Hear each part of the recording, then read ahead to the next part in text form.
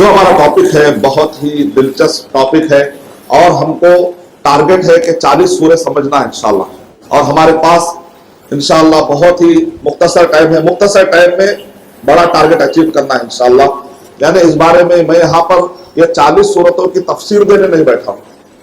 تفسیر تو ظاہر بات ہے، ابن تیمیہ رحمۃ اللہ علیہ نے سورہ نور کی تفسیر کی تو 9 سال لگ گئے، تو قرآن مجید کی تفسیر کرنا یا اس کے یہ کہنا کہ عبور حاصل ہو چکا کہ ایک آدمی کو قرآن مجید پر عبور حاصل ہو گیا، جملہ یہ غلط ہے، کیونکہ اللہ تعالیٰ قرآن مجید میں ارشاد فرما رہے ہیں وَلَا يُحِيطُونَ بِشَيْءٍ مِّنْ عِلْمِهِ إِلَّا بِمَا شَاءَ، اور وہ اللہ کے علم کو گھیر ہی نہیں سکتے جتنا کہ اللہ چاہے، اللہ ایک اللہ نے جتنا چاہ دے دیا، ورنہ یہ قرآن مجید پر کسی کو عبور ہو ہی نہ سکتا۔ کوئی آدمی دعویٰ نہیں کر سکتا کہ میں نے پورا قرآن مجید کو ویسے سمجھ لیا ہے کہ اب اس کے علاوہ کوئی سمجھنا باقی نہیں رہا، ایسا بولنا ہی غلط بات ہے، کیونکہ اللہ کے علم کو کوئی گھیر بھی نہیں سکتا ہے۔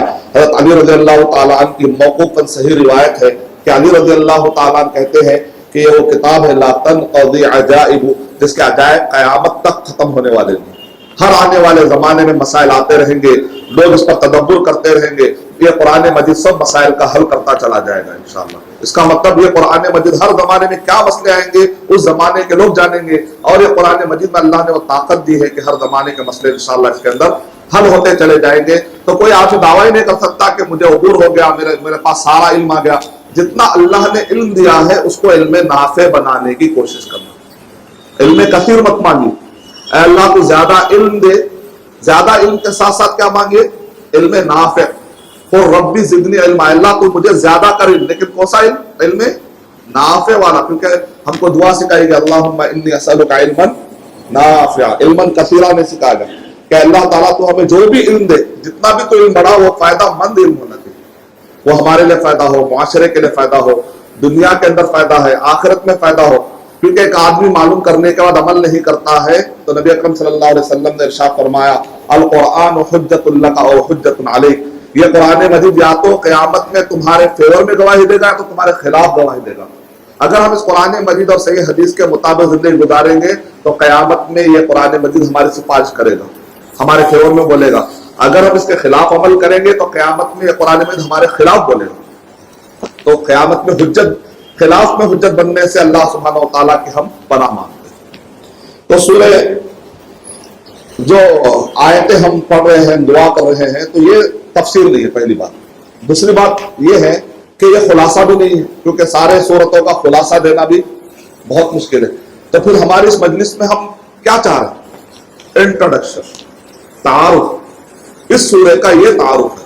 اس سورے کا پورا خلاصہ بھی دینا مشکل ہے، 40 سورتوں کا خلاصہ بھی آپ کے سامنے کرنا بہت مشکل ہے، کیونکہ ٹائم اتنا نہیں، ٹائم بہت درکار ہوتا ہے۔ لیکن ہم کہیں گے کہ ایک آدمی یہ کہتا ہے کہ قرآن مجید کا مجھے اگر یہ سورے کا یہ تعارف ہے تو پڑھنے میں شوق آتا ہے۔ ایک آدمی کو اگر کسی چیز کے بارے میں، ایک آدمی کو اگر شہد کے فائدے نہیں معلوم ہے تو آدمی شہد پیتا ہی نہیں، لیکن جب اس کو معلوم آتا ہے شہد میں یہ فائدہ ہے تو اس کے بعد وہ آدمی کیا کرتا ہے؟ استعمال کرنا شروع ہوتا ہے۔ اس کے استعمال کے دوران، اس کو تجربے کے دوران اس کے کئی فائدے اور سمجھ میں آتے ہیں بعد میں، لیکن پہلے شوق ڈالنے کے لیے شروعات میں کوئی ایسا نقطہ ہوتا ہے جس سے کہ آدمی اٹریکشن ہوتا ہے اس کی طرف۔ جب ایک چیز کا تعارف ہوتا ہے، کمپیوٹر کا تعارف ہوتا ہے تو اس کا ہاتھ بڑھتا ہے، موبائل کا تعارف ہوتا ہے تو اس کا ہاتھ بڑھتا ہے۔ تو بالکل اسی طریقے سے اگر یہ سورے کے اندر یہ خصوصیت ہے، یہ سورے کے اندر یہ معنی ہے، تو پورے سورے کے اندر مان لیجیے اگر 100 سبق ہے تو میں کوشش پورے 100 سبق دینے کی کوشش نہیں کروں گا انشاءاللہ، میں اس میں سے ایک سبق آپ کو بتاؤں گا انشاءاللہ، تاکہ باقی کے 99 سبق، باقی کے اور سبق پڑھنے کا شوق پیدا ہو جائے۔ یہی میرا مقصد ہے، یعنی کہ تفسیر نہیں ہے، خلاصہ بھی نہیں ہے، جس کو آپ کہہ سکتے ہیں جس اگنائٹنگ دا تھاٹ پروسیس، سوچ کی بتی جلا دینا، سوچ پیدا ہو جانا ہے۔ ارے اس کا مطلب قرآن مجید میں یہ سورے میں یہ ہے، میں ابھی تک کیوں نہیں پڑھا ہے سورہ؟ یہ سوچ پیدا ہونے کے لیے جو تعارف چاہیے، جو ہلکا سا تعارف، جو ہلکا سا انٹروڈکشن چاہیے ہر سورے کے بارے میں۔ آپ کو جیسے کوئی کہے اس سورے کا خلاصہ کیا ہے، یا اس سورے کا ایک اوور ویو جس کو آپ کہتے ہیں، یا اس کا ہدف، محور کا مطلب ہوتا ہے جس کے اطراف یہ پورے سورت کا ٹاپک گھوم رہا ہے، تو اس میں کا ایک ٹاپک تو آپ کو یاد ہونا چاہیے، اس سورے میں کا ایک ٹاپک تو آپ کو یاد ہونا چاہیے۔ تو آپ کو کیا ہوگا کل کے دن آپ اچھا سورہ مطففین اس کے اندر یہ ٹاپک ہے، سورہ انشقاق اس کے اندر یہ ٹاپک پہ گفتگو ہو رہی ہے، سورہ انفطار اس کے اندر یہ ٹاپک پہ گفتگو ہو رہی ہے، تو انشاءاللہ میں بیان کرنے کے بعد آخری میں آپ سے سوال کروں گا کہ بھئی یہ سورہ میں کیا ہے، تو آپ لوگ اگر غور سے سنیں گے تو جواب دیں گے تو انشاءاللہ یہ کتاب پھر گفٹ ملے گی۔ اب گفٹ چھوٹا ہی ہے، اللہ کے 99 نام ہندوستان اور بر صغیر میں جتنے مشہور نام آپ دیکھتے ہیں نا، اس میں 21 نام من گھڑت ہیں، اللہ کے ہے ہی نہیں، پتہ نہیں کس کا نام لے کے کس کو پکار رہے نہیں۔ اللہ کو پکاریں گے تو دعا قبول ہوگی، کسی اور کا نام لے کر پکاریں گے تو دعا قبول ہوگی نہیں ہوگی۔ تو 21 نام من گھڑت ہے، وہ 21 نام نکال کر پھر آتھینٹک کیا نام ہے اس کو داخل کر کے پوری آتھینٹک ایک بک نکالنے کے اللہ نے مجھے توفیق دی۔ تو یہ کتاب میں آپ کو تحفے میں دے رہا ہوں انشاءاللہ۔ اگر کوئی معلم یا کوئی استاد، اگر آپ کو کوئی معمولی چیز، ہمارے استاد کہتے تھے کہ اگر تمہارا استاد تم کو اس زمانے میں مثال دیتے جب ہم چھوٹے تھے کہ اس زمانے میں ریفل کی ایک نب ہوتی تھی، وہ نب بھی اگر تم کو اگر تحفے میں دے تو استاد سے چکے لے رہے تو اس کی اہمیت بڑھ جائے گی۔ تو انشاءاللہ یہ کتاب مجھے امید ہے کہ سب لوگ، مجھے ہاتھ کئی لوگ اٹھائیں گے انشاءاللہ، بعد میں سوالات میں کروں گا تو آپ لوگ ضرور، درمیان میں بھی سوالات کروں گا میں، تو اس سے پتہ چلتا ہے کہ بھئی کون سو رہا ہے اور کون جاگ رہا ہے۔ چلو تاخرات میں تو سونے کا ہے ہی نہیں انشاءاللہ۔ تو آئیے ہم شروع کرتے ہیں۔ سب سے پہلے آپ ذہن میں یہ رکھیے کہ سورہ قیامہ سے ہم شروع کر رہے ہیں۔ سورہ قیامہ سورہ نمبر 75 جس کی میں نے آپ کے سامنے تلاوت کی ہے۔ سورہ قیامہ سورہ نمبر 75، سورہ قیامہ سورہ نمبر 75 ہے۔ سورہ قیامہ سے لے کر سورہ ناس تک کتنے سورتیں ہیں پورے ملا کر کوئی بتا سکتے ہیں؟ سورہ قیامہ سے لے کر سورہ ناس تک 40 سورتیں۔ اب چارٹ پہ ہم نے اعلان ہو چکا ہے تو وہاں سے بھی آپ گیس کر سکتے ہیں انشاءاللہ۔ 40 سورتوں کا ایک اوور ویو، محور، ہدف، اس سورے کا کیا ہدف یعنی مقصد، ٹارگٹ، آبجیکٹو۔ اس سورے سے اتنا تو آپ کو سیکھنا چاہیے کم سے کم، اور بھی سیکھتے ہیں تو الحمدللہ، کم سے کم یہ پوائنٹ تو آپ سیکھیں، یہ پوائنٹ تو آپ سیکھیں۔ اب اس کے اندر آپ غور کر کے دیکھیں گے تو یہ 40 سورتوں میں کچھ سورتیں مدنی ہیں، باقی کی پوری سورتیں مکی ہیں۔ مثال کے طور پر اس پر سورہ قیامہ کے بعد ملتا ہے آپ کو سورہ قیامہ نمبر 75 ہے، اس کے بعد سورہ دہر ملتا ہے جس کو سورہ انسان بھی آپ کہتے ہیں، انسان کے بارے میں سورت، یہ مدنی سورت ہے۔ بعض سورتوں کے بارے میں علماء میں اختلاف ہوتا ہے، کچھ لوگ کہتے ہیں کہ مدنی ہے، کچھ لوگ کہتے ہیں کہ مکی۔ اب یہ مکی مدنی کیا میں آپ کو بتاتا ہوں، ورڈ نیا دیکھنے کے بعد بعض اوقات آتا ہے کہ ذرا ٹف لگ رہا ہے، تو نہیں، ایک ایک چیز کو انشاءاللہ ہم سمجھتے جائیں گے، مکی کس کو کہتے ہیں، مدنی کس کو کہتے ہیں، تو بات سمجھنے میں آسانی ہوگی، دلچسپی آئے گی۔ قرآن مجید کو پڑھنے کا شوق کیوں نہیں آ رہا؟ کیونکہ قرآن مجید کا تعارف کوئی آپ کو آ کر دے نہیں رہا، کمپیوٹر کا تعارف دے رہا ہے ایک آدمی آ کر، بھائی اس کا جھاگ اچھا ہوتا ہے، یہ ڈٹرجنٹ اچھا ہوتا ہے، تو آپ کا ہاتھ جو ہے وہ ڈٹرجنٹ خریدنے میں، وہ صابن، کیونکہ ٹی وی پر لوگ آ کے تعارف دے رہے۔ اگر کسی چیز کا تعارف نہیں مل رہا ہے تو قرآن مجید کا تعارف نہیں مل رہا۔ دنیا میں ہر چیز کا تعارف ہے، یہ مائک کا کیا ہے پورے لوگ بتا دیں گے، لیکن ایک مسلمان ہونے کے ناطے وہ کہہ رہا ہے مائک کا تعارف دے رہا ہے، وہ کمپیوٹر کا تعارف دے رہا ہے، لیکن ایک مسلمان قرآن مجید کا تعارف دے نہیں سک رہا ہے، 2 منٹ غیر مسلم کو سمجھا نہیں سک رہا ہے، تو ہم کو سوچنا چاہیے کہ کیا ہمیں صحیح کر رہے ہیں قرآن کے تحت؟ ہم کو ہر چیز کا تعارف ہے، انٹروڈکشن ہے، لیکن قرآن مجید کا تعارف ہے، 2 منٹ قرآن میں ایک غیر مسلم کو نہیں سمجھا سک رہے ہیں۔ تو اس وجہ سے ہم کو سمجھ لینا چاہیے کیا ہوتا ہے مکی، مدنی صورتیں کیا ہوتی ہے۔ تو سورہ دہر، اس کے بعد سورہ مطففین، سورہ بینہ، سورہ زلزال، سورہ نصر، یعنی لگ بھگ 5 سورتیں ہیں 40 سورتوں میں سے جو کہ مدنی ہے۔ باقی کے اکثر جو بھی سورتیں ان کو کیا کہتے ہیں؟ سورہ مکی صورتیں۔ کچھ صورتوں کے اندر علماء میں اختلاف ہوتا ہے، نہیں یہ بھی مکی ہے یہ بھی مدنی ہے، لیکن اوورآل میں بات کر رہا ہوں۔ تو اس کا مطلب یہ نکلا کہ آج جو ہم سورتیں پڑھنے والے ہیں یہ سورتیں زیادہ کہاں پر نازل ہوئی؟ مکے میں نازل ہوئی۔ کیا مطلب ہے مکی اور مدنی کا؟ نبی اکرم صلی اللہ علیہ وسلم نے جو زندگی گزاری، کتنے سال گزاری آپ نے؟ 63 سال، 63 ایئرز۔ اس میں سے نبی اکرم صلی اللہ علیہ وسلم جب 40 سال کو ہوئے تب تک بھی آپ نبی بنائے نہیں گئے تھے۔ نبی بنائے جانے کے بعد سے لے کر انتقال ہونے تک کتنے سال تھے؟ 23 سال، 23۔ 13 سال نبی اکرم صلی اللہ علیہ وسلم نے کہاں گزارے؟ مکے کے اندر۔ اور 10 سال نبی اکرم صلی اللہ علیہ وسلم نے کہاں گزارے؟ مدینے کے اندر۔ اب دیکھیے مکی اور مدنی جو ہے قرآن مجید میں اللہ تعالیٰ نے ایسا نہیں کہا کہ یہ مکی ہے مدنی ہے، ایسا نہیں کہ آسمان سے یہ نام منتخب ہو کر آیا۔ علماء نے، قرآن مجید کے پڑھنے اور پڑھانے والوں نے لوگوں کو سمجھانے کی سہولت کے لیے مکی اور مدنی صورتوں میں تقسیم کی ہے تاکہ لوگوں کو سمجھ، اچھا ہے مکے کا دور یہ تھا، اس وقت پر یہ آیتیں نازل ہوئی تو کانٹیکسٹ سمجھنے میں مدد ملتی ہے، माहौल आदमी समझेगा तो उस आयत का पस मंजर समझेगा, उस सूरे का पस मंजर समझेगा। अगर माहौल ही नहीं है तो आदमी जो है पढ़ेगा समझेगा कुछ और।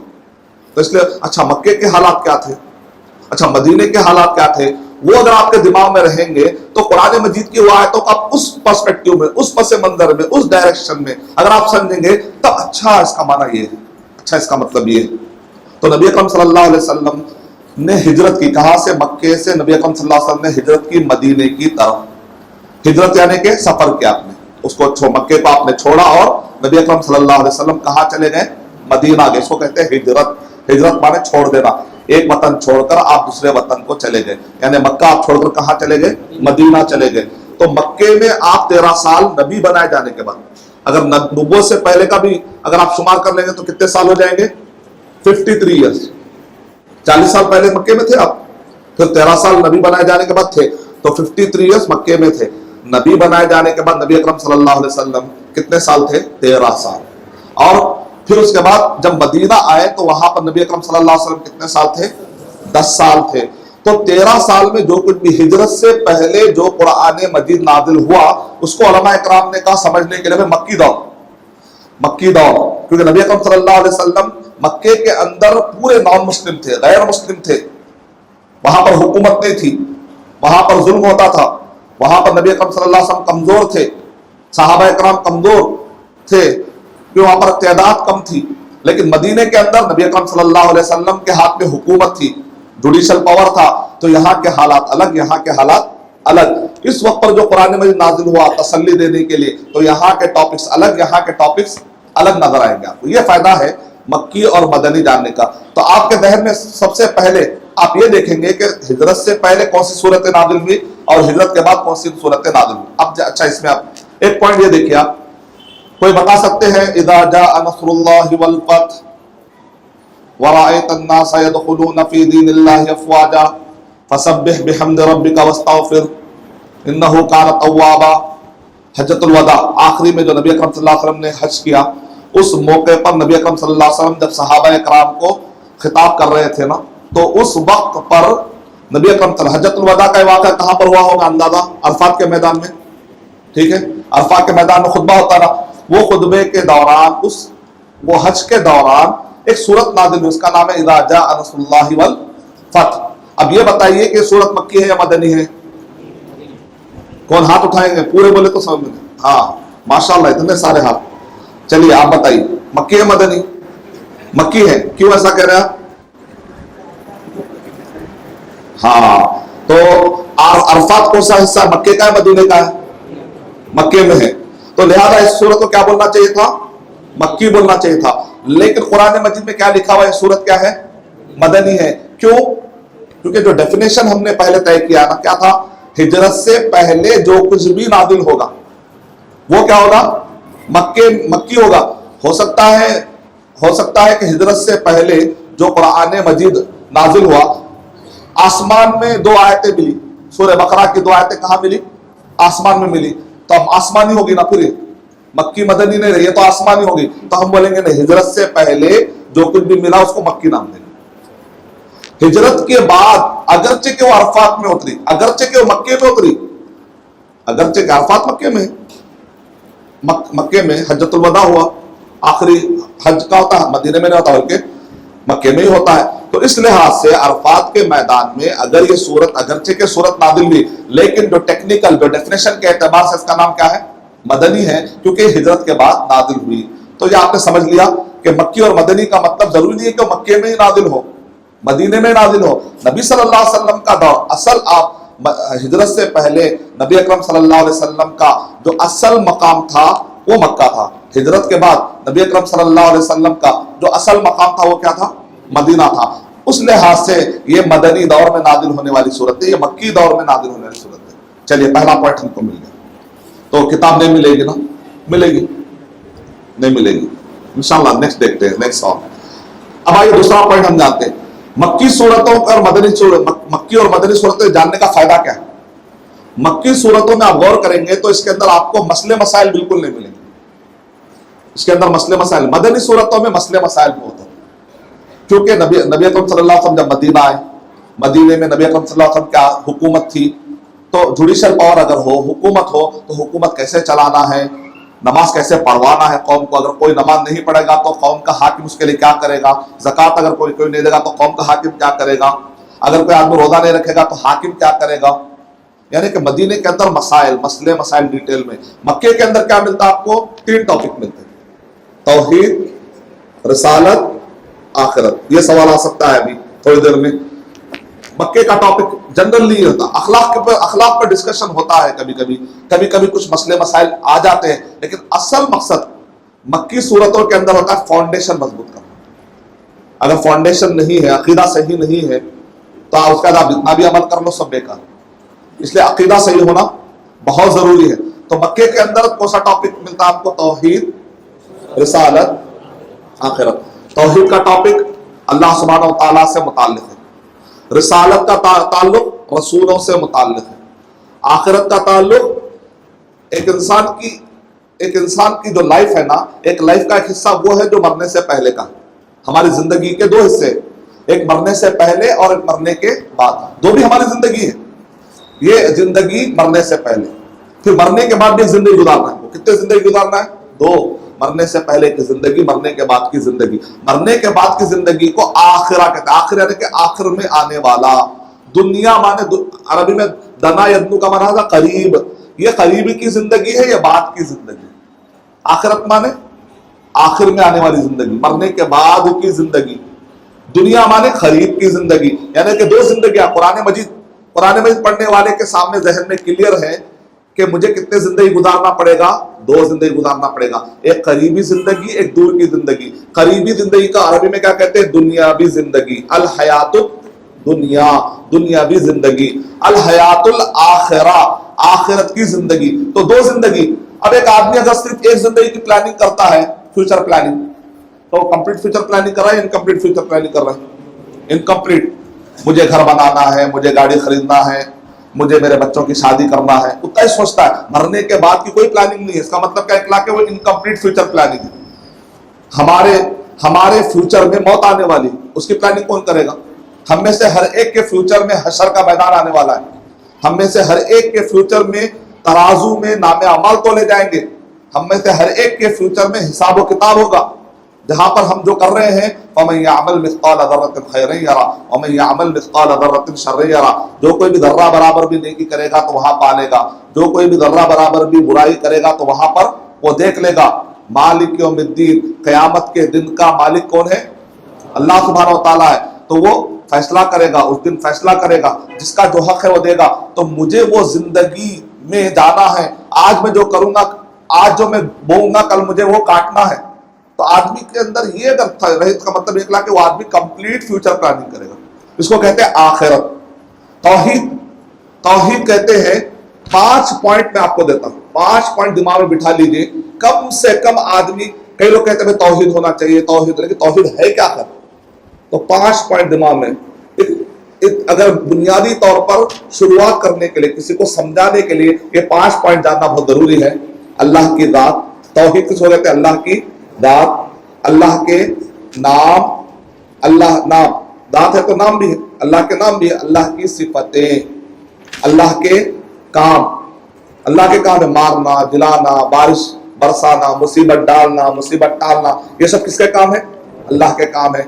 अल्लाह की दात, अल्लाह के नाम, अल्लाह की सिफतें, अल्लाह के काम, और अल्लाह के साथ की जाने वाली इबादतें। रुकू इबादत है, सजदा इबादत है, नमाज जो हम पढ़ रहे इबादत है, रोजा इबादत है, नजर नियाज इबादत है, मन्नत मांगना इबादत है। हाँ, और इसी तरीके से कहीं सफर करके जाना इबादत है। जबान से इबादत होती है, या अल्लाह जबान से कहना इबादत है। या अल्लाह के बजाय हम किसी और को या लगाकर मदद के लिए बुला सकते हैं, जो हमारे पास मौजूद नहीं है, नहीं बुला सकते। हम जो जिंदा नहीं है, हम उनको नहीं बुला सकते या कहकर, क्योंकि ये अल्लाह के लिए खास है। जबान की इबादतें होती है, दिल की इबादतें होती है।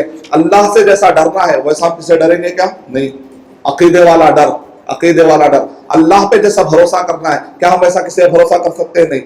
तो अल्लाह की दात, अल्लाह के नाम, अल्लाह की सिफतें, अल्लाह के काम, अल्लाह के साथ की जाने वाली इबादतों में किसी को शरीक ना करते हुए ये सारे हुकूक एक अल्लाह के हवाले कर देने का नाम محمد صلی اللہ علیہ وسلم کے بتلائے ہوئے طریقے کے مطابق، اس کو کہتے ہیں توحید۔ دہرائیں گے، اللہ کی ذات، اللہ کے نام، اللہ کی صفتیں، اللہ کے کام، اللہ کے ساتھ کی جانے والے عبادتوں میں کسی کو شریک نہ کرتے ہوئے یہ سارے حقوق کس کے حوالے کر دینا؟ ایک اللہ کے حوالے کر دینا۔ کس کے بتلائے طریقے کے مطابق؟ محمد صلی اللہ علیہ وسلم کے بتلائے ہوئے طریقے کے مطابق حوالے کر دینے کا نام توحید ہے۔ تو توحید، اللہ کا تعارف، اللہ کا تعارف۔ مکی صورتوں میں آپ کو کون سا ٹاپک ملے گا؟ فوکل پوائنٹ، محور، جس کے اطراف پورا ٹاپک گھوم رہا ہے، توحید، رسالت، رسولوں کے بارے میں۔ مکی صورتوں میں آپ دیکھیں گے پورے رسولوں کی تاریخ ہے۔ وہ رسول وہ قوم کے پاس آئے تو وہ قوم نے ان کے ساتھ ایسا کیا، وہ رسول وہ قوم کے پاس آئے تو انہوں نے ایسا کیا۔ تو پورے رسولوں، کچھ رسولوں کے نام ملیں گے آپ کو، اور کئی رسولوں کے نام قرآن مجید میں نہیں بتائے گئے۔ وَرُسُلًا قَدْ قَصَصْنَاهُمْ عَلَيْكَ مِنْ قَبْلُ وَرُسُلًا لَمْ نَقْصُصْهُمْ عَلَيْكَ وَكَلَّمَ اللَّهُ مُوسَىٰ تَكْلِيمًا۔ اے اللہ کے نبی صلی اللہ علیہ وسلم، ہم نے آپ کو چند رسولوں کے نام بتائے ہیں اور کئی رسولوں کے ہم نے آپ کو نام نہیں بتائے ہیں۔ تو نام کے پیچھے پڑھنے کی ضرورت نہیں ہے، جتنے بتا دیے گئے وہ ہمارے لیے کافی ہے، جو نہیں ہے اس کے پیچھے جانے کی ضرورت نہیں ہے۔ سورہ حجرات سورہ نمبر 49 کے آیت نمبر 1 میں اللہ تعالیٰ ارشاد فرما رہے ہیں، یا ایھا الذین آمنوا لا تقدموا بین یدی اللہ ورسولہ، اے وہ لوگوں جو ایمان لائے ہو، اللہ اور اس کے رسول کے آگے مت بڑھو۔ جو چیز نہیں بتائے گی میں اپنی طرف سے کیسے بتاؤں گا؟ اللہ اور اس کے رسول صلی اللہ علیہ وسلم نے جو نام نہیں بتایا میں اپنی طرف سے کیسے بتاؤں گا؟ نہیں ہو سکتا۔ تو جتنا بتایا گا اس پر خاموش رہو، جتنا بتایا گا اس کو فالو کرو، اسی میں تمہارے لیے عافیت ہے۔ سورہ بنی اسرائیل سورہ نمبر 17 کے آیت نمبر 36 میں اللہ تعالیٰ ارشاد فرما رہے ہیں، وَلَا تَقْفُ مَا لَيْسَ لَكَ بِهِ عِلْمٌ، اس کے پیچھے مت پڑو جس کے بارے میں تمہیں علم نہیں ہے۔ ہو سکتا کہ آدمی بھٹک جائے گا۔ جو معلوم ہے اس پر عمل کرو، جو معلوم نہیں ہے وہ تحقیق کرنے کی کوشش کرو، بغیر جانے کے جو دل میں عمل مت کرو۔ تو اب مکے کی صورتوں کے اندر آپ کو 3 ٹاپک ملیں گے۔ توحید سے اللہ کا تعارف بہت ملے گا آپ کو، رسولوں کا تعارف بہت ملے گا آپ کو، آخرت کا تعارف آپ کو بہت ملے گا۔ کیا فائدہ ہے تینوں کا؟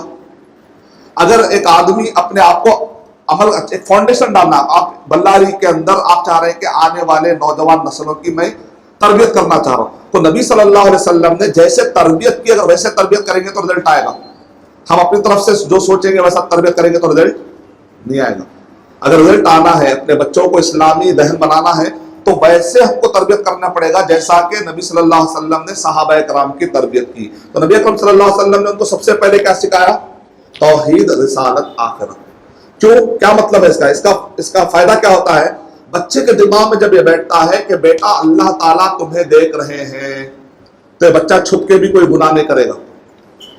اگر دیکھا ممی ڈیڈی نہیں دیکھ رہے ہیں، والدین نہیں دیکھ رہے ہیں، امی ابا نہیں دیکھ رہے ہیں، لیکن اس کے دماغ میں آئے گا اللہ تو دیکھ رہا ہے۔ یہ تصور اس کو کئی گناہوں سے بچا لیتا ہے۔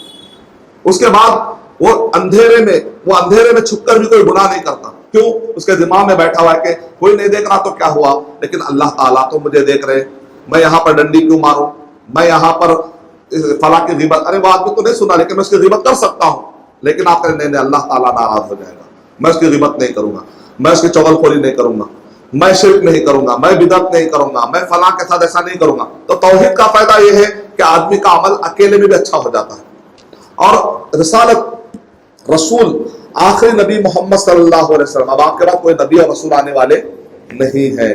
اس سے پہلے جتنے بھی رسول اور نبی آ گئے، اگر وہ واپس آئیں گے، اگر موسیٰ علیہ السلام بھی واپس آئیں گے تو نبی اکرم صلی اللہ علیہ وسلم نے ارشاد فرمایا ان کو بھی کوئی شریعت فالو کرنا پڑے گا، اللہ کے رسول صلی اللہ علیہ وسلم۔ عیسیٰ علیہ السلام دوبارہ جب آئیں گے تو وہ محمد صلی اللہ علیہ وسلم کے بتلائے طریقے کے مطابق چلے۔ اس کا مطلب نکلا کہ محمد صلی اللہ علیہ وسلم سے بڑھ کر کوئی امام نہیں، محمد صلی اللہ علیہ وسلم سے بڑھ کر اب کوئی عالم نہیں، محمد صلی اللہ علیہ وسلم کی شریعت کے مقابلے میں اپنا کوئی تورات چلے گی، اب نہ کوئی انجیل چلے گی، اب نہ کوئی صحف ابراہیم، کیونکہ یہ تو اللہ ہی نے نازل کی، لیکن اس کے باوجود بھی اب قرآن مجید کا یہ مرتبہ ہے، نبی صلی اللہ علیہ وسلم کے سنت کا یہ مقام ہے کہ قرآن اور سنت کے آ جانے کے بعد جب تورات نہیں چل سکتی، جب انجیل نہیں چل سکتی، اور جب صحف ابراہیم اور زبور نہیں چل سکتی، تو پھر آج کے دور کے کسی بھی عالم کا قول بھی نہیں چل سکتا، کوئی بھی امام کی بات بھی نہیں چل سکتی۔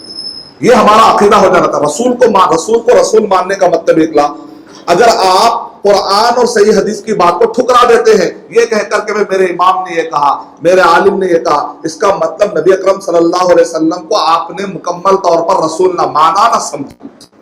इतना बड़ा अकीदा रसूल। इसीलिए अगर हम कुरान में पढ़ेंगे ना तो ऐसे गलतियां नहीं करेंगे, लेकिन कुरान में नहीं पढ़ने से क्या होता है, बड़े बड़े गलतियां कर जाते हैं। कभी किसी इमाम से इतनी मोहब्बत, कभी किसी आलिम से इतनी मोहब्बत, कभी खानदान के रस्मों रिवाजों से इतनी मोहब्बत हो जाती है ना, वो रस्मों रिवाज को पूरा करता है, अल्लाह और उसके रसूल सल्लल्लाहु अलैहि वसल्लम की बात को छोड़ देता है। जहेज लेता है, कहता है बाद में देख लेंगे। अल्लाह और उसके रसूल सल्लल्लाहु अलैहि वसल्लम से अगर मोहब्बत होती तो क्या जहेज को हाथ लगाता? अल्लाह और उसके रसूल सल्लल्लाहु अलैहि वसल्लम से अगर मोहब्बत होती तो क्या सूद को हाथ लगाता? अल्लाह और उसके रसूल सल्लल्लाहु अलैहि वसल्लम से मोहब्बत होती तो क्या शराब को हाथ लगाता? शराब को हाथ लगा रहा है, सूद को हाथ लगा रहा है, वो कटनम और जोड़े और वो जहेज के बातें कर रहा है, रस्मों रिवाजों की बातें कर रहा है। इसका मतलब अल्लाह और उसके रसूल से मोहब्बत पूरी नहीं है। अगर मोहब्बत होती तो अपने हाथों से ऐसा नबी सल्लल्लाहु अलैहि वसल्लम के सुन्नत को ज़बा नहीं करता था। उसका हाथ काम जाता है, उसका दिमाग काम जाता है। तौहीद, रिसालत, रसूलों को रसूल माना, मोहम्मद सल्लल्लाहु अलैहि वसल्लम की बात आ जाने के बाद अपनी बात को नहीं चलने देना, यह है सहाबा का तरीका। सहाबा को जन्नत कैसे मिल गई?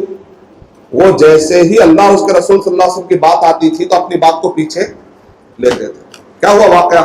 जैसे नबी अकरम सल्लल्लाहु अलैहि वसल्लम का इंतकाल हो गया तो कहा कि भाई अब खलीफा कौन बनेगा? तो मुहाजिरीन ने कहा खलीफा हमारे पास से होगा, अंसार ने कहा कि खलीफा हमारे पास से होगा। अचानक अबू बकर रज़ियल्लाहु ताला ने कहा अल अइम्मतु मिन कुरैश, के इमाम जो बनेगा कुरैश से बनेगा। नबी अकरम सल्लल्लाहु अलैहि वसल्लम ने इरशाद फरमाया, हदीस सुना दी। जैसे ही हदीस सुना दी, अंसार ने कहा हम अपनी बात को वापस लेते हैं, अपनी बात को वापस लेते हैं। यानी एक हदीस उनके इख्तिलाफात को खत्म कर देती थी, एक आयत, एक हदीस शरीफ उनके इख्तिलाफात को खत्म कर देती थी। आज हमारे प्रॉपर्टी के झगड़े हैं, आज हमारे घरेलू झगड़े हैं, भाई बहन के झगड़े हैं, पार्टनर के झगड़े हैं। आयत और हदीस सामने आ जाने के बाद अगर हमने तरीका अपना लिया होता तो आज हमारे कई झगड़े कोर्ट कचहरी में हल नहीं होते, पुलिस स्टेशन में हल नहीं होते, घर में मस्जिद के अंदर बड़ी आसानी के साथ हल हो जा सकते थे। जब यहाँ हल नहीं होंगे तो जाहिर बात है बाहर जलील और खार होकर हल करना पड़ेगा।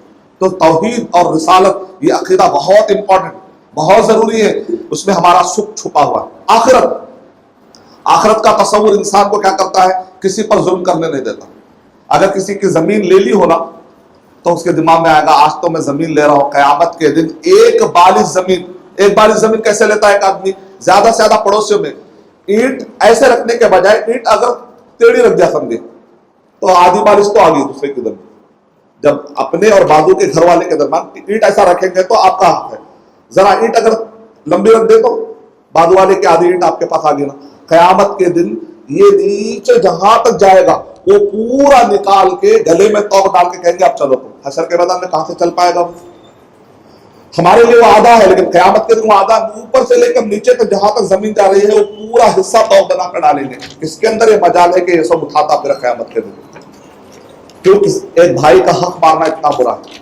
आखिरत का तस्वर अगर दिमाग में रहेगा, ना अल्लाह का हक मारेगा बंदा, ना बंदों का हक मारेगा इंसान। तौहीद, रिसालत, आखिरत, तो ये बड़ा अहम है। मक्के की सूरतों का टॉपिक क्या है? तौहीद, रिसालत, आखिरत। और मदीने का टॉपिक, मदीने की सूरतों का टॉपिक क्या है? मसले मसाइल है।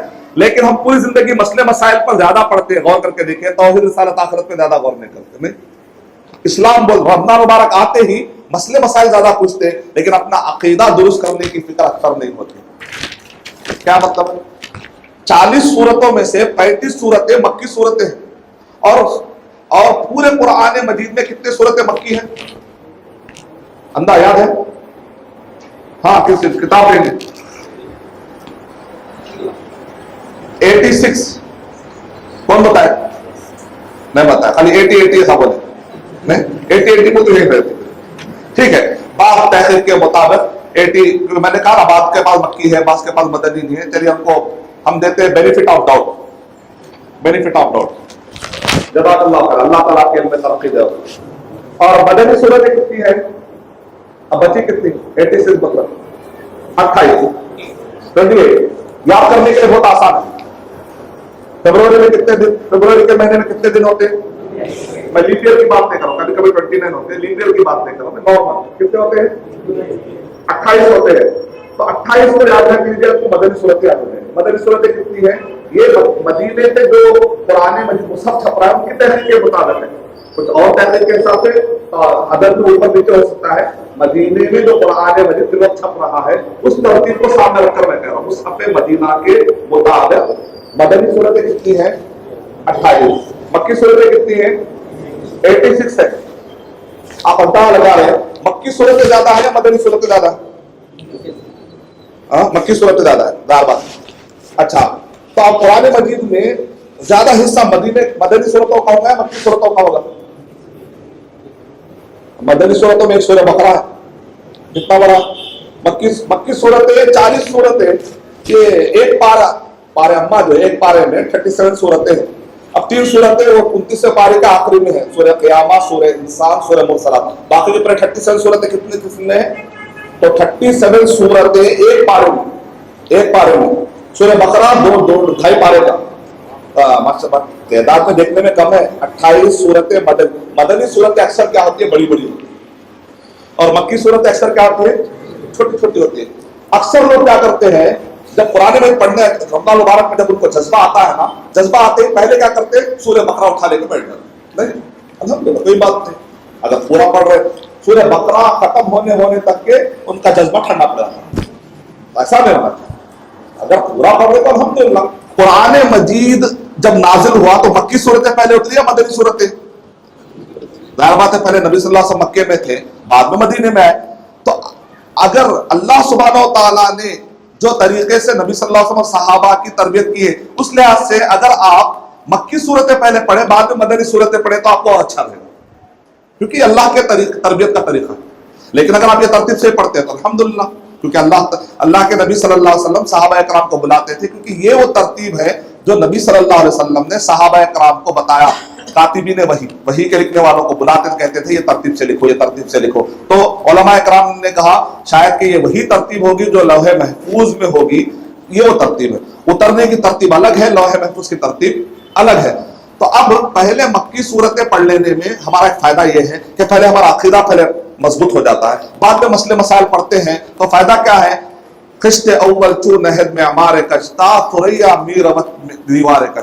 اگر پہلی اینٹ ٹیڑھی ہو گئی، اب کتنی بڑی دیوار بنا لو دیوار کیا ہو جاتی ہے؟ ٹیڑھی ہوتی ہے. تو پہلی جو اینٹ ہوتی ہے وہ بڑی اچھی ہونی چاہیے. عقیدے میں اگر شرک ہے آپ کتنے بھی نمازیں پڑھ لو فائدہ ہونے والا ہے. عقیدے میں اگر بدعت ہے تو کیا وہ عمل اللہ کا، آپ دعا کرتے کرتے اس میں بدعت کا ایک ورڈ بول دیے، وہ کیا وہ عمل قبول ہوگا اللہ کے پاس؟ ہماری دعائیں منہ پہ کیوں مسلمان دعا نہیں کر رہے، کیا کر رہے؟ میجورٹی دعا کرتے کرتے درمیان میں کچھ بدعت، کچھ ضعیف روایتیں، کچھ بدعت داخل کرتے ہی وہ دعا کیا ہو جاتی؟ ختم ہو جاتی. اے اللہ یہ ساری دعائیں نبی کے صدقے طفیل میں قبول فرما بولتے ہی خلاص. آپ بدعت کر دیے نا، اب دعا قبول ہوتی؟ اللہ کی ذات سے کیا، اللہ کے نبی کی ذات سے کیا اللہ کو ہم ڈرا سکتے ہیں؟ نہیں ڈرا سکتے، تو گستاخی ہوگی اللہ تعالیٰ کی نا. اس لحاظ سے عقیدہ سمجھنا بہت ضروری ہے. اچھا ایک اور پوائنٹ غور کریے آپ. مکے کے اندر جنہوں نے کلمہ پڑھا کون کون ہے؟ ذرا نام گنا سکتے ہیں آپ جو شروع کے دور میں جو کلمہ پڑھے؟ خلفائے راشدین پورے، ابو بکر رضی اللہ تعالیٰ عنہ، عمر رضی اللہ تعالیٰ عنہ، عثمان غنی رضی اللہ تعالیٰ عنہ، علی رضی اللہ تعالیٰ عنہ، ابو بکر رضی اللہ تعالیٰ عنہ، عمر رضی اللہ تعالیٰ عنہ، عثمان غنی رضی اللہ تعالیٰ عنہ، علی رضی اللہ تعالیٰ عنہ.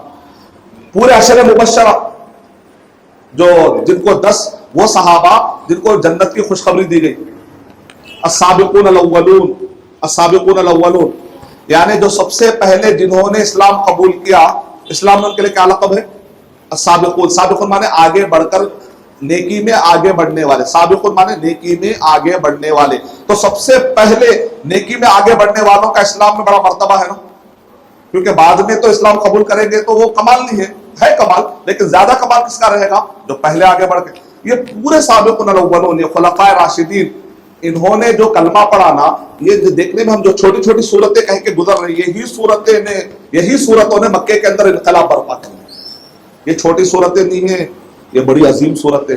اس کو چھوٹی صورتیں کہہ کر ہم بچوں کو یاد کرا دیتے ہیں تو بچپن سے دماغ بیٹھا ہوا ہے بڑی صورتیں چھوٹی صورتیں. یہ چھوٹی صورتیں دیکھنے میں چھوٹی صورتیں لیکن یہ بڑی عظیم صورتیں ہیں. یہ وہ صورتیں ہیں جنہوں نے خلفائے راشدین کے اندر وہ ایمان پیدا کر دیا، وہ ایمان کا مقابلہ دنیا کے سارے مومن مل کر نہیں کر سکتے. اگر تم نے پہاڑ بھر کے بھی سونا خیرات کر دیا، صحابہ نے جو ایک مد اللہ کے راہ میں انہوں نے جو خیرات کیا اس کا مقابلہ کر سکتے ہیں؟ نہیں کر سکتے. کیوں؟ ان کا جو ایمان تھا. اچھا وہ ایمان ڈیولپ کیسا ہوا؟ یہی صورتیں پڑھ کر. لیکن آج یہ صورتیں ہم نماز میں پڑھ رہے ہیں. کب سے پڑھ رہے ہیں؟ بچپن میں جب ماں باپ سکھاتے ہیں قل اللہ احد، قل اعوذ برب الفلق، قل اعوذ برب الناس، عما يتساءلون والنازعات غرقا. بچپن سے ہم پڑھ رہے ہیں لیکن ہمارے اندر نہ ایمان ڈیولپ ہو رہا ہے، نہ سود سے بچنے کی طاقت پیدا ہو رہی ہے. شادی بیاہ کے موقع پر ہم حرام رسموں سے بچ نہیں پاتے ہیں، حلال و حرام میں تمیز نہیں کر پاتے. شرک اور بدعت میں فرق، شرک اور توحید میں فرق نہیں کرتے ہم. بدعت اور سنت میں فرق پیدا نہیں ہوتا. اس کا مطلب ہم قرآن مجید کو غور سے نہیں پڑھ رہے، طوطے کی طرح پڑھ رہے. قرآن مجید کو اگر ہم سمجھ کر پڑھتے تو شرک کے قریب جانے سے ہمیں ڈر لگتا، بدعت کے قریب جانے سے ڈر لگتا، حرام کے قریب جانے سے ڈر لگتا، برے اخلاق سے کسی کو گھورنے سے بھی ڈر لگتا ہے. قیامت میں اللہ پکڑ لے گا اس کو، میں کیوں گھوروں؟ وہ بھی اللہ کا بندہ ہے نا. اگر آپ تکبر کرنے کا مطلب کیا نکلا؟ اللہ کے اس بندے کو آپ گرا کے دیکھ رہے ہیں. حسد کرنے کا مطلب یہ ہے آپ اللہ سے کہہ رہے ہیں اللہ تو نے اس کو کیوں دیا؟ مجھے دینا تھا. یہ مطلب ہے یعنی اللہ تو نے جو دیا تیرے فیصلے سے میں راضی نہیں ہوں. تو کون ہوتا اس کو دینے والا؟ نہیں دینا چاہیے. ہم اللہ کو کون ہوتے جو کمانڈ کر رہے ہیں؟ حسد کا مطلب تو یہ ہے نا اللہ تو نے وہ چیز اس کو کیوں دی؟ مجھے دینا تھا، اس سے ہٹا کے مجھے دے. اب آپ کمانڈ کریں گے، اب آپ اللہ کو بتائیں گے کہ کس کو کیا دینا کس کو کیا نہیں دینا. نہیں، تم کو کیا ملا ہے اس پر تم راضی رہو. اس کا مطلب یہ نکلا کہ آدمی کے اخلاق خراب ہو جاتے ہیں، آدمی کے اعمال خراب ہو جاتے ہیں، اس کا فاؤنڈیشن اگر صحیح نہ. تو یہ چھوٹی چھوٹی صورتیں ہیں، اس کے اندر آپ غور کر کے دیکھیے. توحید، رسالت، آخر. توحید ہم غور کرتے ہیں سورہ قیامہ سے شروع کرتے ہیں. سورہ قیامہ، اچھا اس میں پڑھتے وقت پر آپ غور کر کے دیکھیے، ایسا لگے گا سورہ قیامہ سے سورہ ناس تک آپ کو ایسا لگے گا مالے ہوتے، مالے یعنی کہ خوبصورت موتیوں کے مالے ہوتے، خوبصورت موتیوں کے مالے ہوتے. ایسا لگے گا کہ ایک مالوں کی لڑی ہے جو چلے جا رہی ہے، خوبصورت مالے. اور ایسا لگے گا جیسا کہ آپ کسی بہت ہی بہترین باغ میں داخل ہوئے ہیں. اس پھول کی خوشبو الگ، اس پھول کی خوشبو الگ، اس پھول کی خوشبو الگ. آپ کا من چاہے گا کہ کبھی میں وہ پھول کی خوشبو سونگھ لوں، کبھی میں وہ پھول کی خوشبو سونگھ لوں. آپ کو ایسا لگے گا یہ 40 صورتوں میں ہوتے قرآن میں کے سارے صورتوں میں ہر سورے کی خوشبو الگ ہے، ہر سورے کی مٹھاس الگ ہے. لیکن جو آدمی چکے گا نا اس کو پتا چلے گا، یا جو دیکھے گا اس کو پتا چلے گا؟ جو چکے گا، جو قرآن میں پڑھے گا، سمجھے گا، تدبر کرے گا، اس کو اس کی مٹھاس کا پتا چلے گا. جو آدمی خالی دور سے دیکھ رہا ہے قرآن مجید کو کر رہا ہے بس رکھ دے رہا اندر بار بار سے نہیں، ایسا نہیں ہوتا. ایک آدمی باغ میں نہیں جا رہا، باغ کے گیٹ کو چوم کے باہر نکل جا رہا. تو ہم بولے کہ بھائی کیا کر رہے تو؟ ایسا نہیں ہو سکتا. ایک آدمی ٹانک نہیں پی رہا ہے، ٹانک کو گلے میں لگا لے رہا ہے، تو ہم بولے ایسا نہیں ہو سکتا. ٹیبلٹ نہیں کھا رہا ہے، ٹیبلٹ گلے میں ڈال کے پھر رہا ہے، کہہ رہا ہے کہ ٹیبلٹ زبردست ہے، بہت خوبصورت، چوک دیکھنے میں چاندی کی طرح دکھ رہی تھی اس لیے میں گلے میں ڈال لیا. تو ہم بولے ایسا نہیں ہو سکتا. اس کو فائدہ اٹھانا پڑے گا، اس کو آپ کو اپنے جسم کا حصہ بنانا پڑے گا، تب جا کے اس کے اندر فائدہ ہوگا. وہ خوشبو، وہ پھول کے قریب آپ لے جا کر اس کے مشام جان کو معطر کرنا پڑے گا، تب جا کے اس کی اہمیت سمجھ میں آئے گی. تو اب سورہ قیامہ آپ کو ایسا لگے گا کہ ہار ہے، ایک ہار کی طرح ہے. تو عرب کا شاعر کیا کہتا تھا؟ کل بشاہل مفصلی. عرب کے لوگوں کو، یہ آسمان کے جو تارے ہیں نا، وہ آسمان کے تاروں کو اتنے ماہر تھے، وہ ایسا جماتے تھے، کہتے دیکھو یہاں سے لے کر یہاں تک ایک ہار بنا، یہاں سے لے کر یہاں تک ہار بنا. آسمان میں کئی ہار بناتے تھے تو ان کا ایک مشغلہ تھا. تو اللہ تعالیٰ نے کہا آسمان کے ہار تو بہت بنا لیے، آؤ ذرا قرآن مجید کے ہاروں سے بھی لطف اندوز ہو جاؤ. قرآن مجید کا ہار آپ دیکھیں گے تو ایسا لگے گا کہ موتیاں ایسے پروئے گئے ہیں، ایک ایک سورے کا دوسرے سے بڑا گہرا تعلق ہے آپس میں. اللہ تعالیٰ نے قرآن مجید میں ارشاد فرمایا الف لام را کتاب احکمت آیاتہ کتاب احکمت آیاتہ ثم فصلت من لدن حکیم خبیر.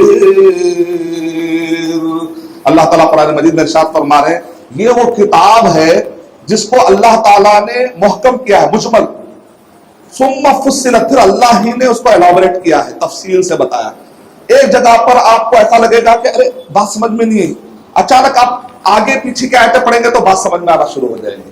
اللہ تعالیٰ نے ایسا کیوں کہ انسان کی سائیکالوجی ہے، وہ چاہتا ہے کہ پہلے عنوان معلوم کرے. جیسا آج کے دور میں آپ کے پاس جا کے آپ کیا کرتے ہیں، کمپیوٹر پر या एक आइकॉन को आप पहले क्लिक करते हैं, फिर उसके पीछे से बड़ा वेबसाइट निकल जाता है, फिर एक आइकॉन को क्लिक करते हैं, आप एक बोर्ड को देखते हैं, अरे ये बोर्ड अच्छा, उसके बाद आप दुकान में चले जाते हैं। नहीं, तो इंसान की साइकोलॉजी क्या है, पहले टॉपिक देखता है, उसके बाद अंदर जाने की कोशिश करता है। तो अल्लाह सुब्हानहू व तआला ने कुरान मजीद में सिंबलिक अंदाज में इशारतन कहा, कभी उसको तफसीलन कहा, क्योंकि आदमी कभी जल्दी जल्दी में होता है तो इशारे देख लेके निकल जाता है, कभी टाइम मिलता है तो तफसील में चला जाता है। आप तेज गाड़ी में जा रहे हैं तो सामने हरा, लाल और ऑरेंज रंग का आपको रंग नजर आता, उस पर कहीं लिखा हुआ नहीं होता ना ग्रीन का मतलब है कि अब तुम चले जाओ, ऐसा लिखा हुआ होता है या इशारा होता है, इसको कहते हैं साइन बोर्ड। लाल का मतलब यह है कि अब तुम मत जाओ, ऐसा लिखा हुआ होता है ना, सिर्फ लाल रंग होता है, इसको कहते हैं सिग्नल लैंग्वेज, सिंबलिक लैंग्वेज, इशारा तक। क्योंकि इंसान कभी तेज होता है तो उसको इशारे देखता है, अब यहां से तुमको आहिस्ता जाना चाहिए, आगे स्पीड ब्रेकर आएगा, इंसान का तरीका है। कुरान मजीद में इशारे हैं, कहीं तफसीलात है। अल्लाह ताला क्या कह रहे हैं, किताबुन उहकिमत आयातुहु थुम्मा फुस्सिलत मिन लदुन हकीमिन खबीर।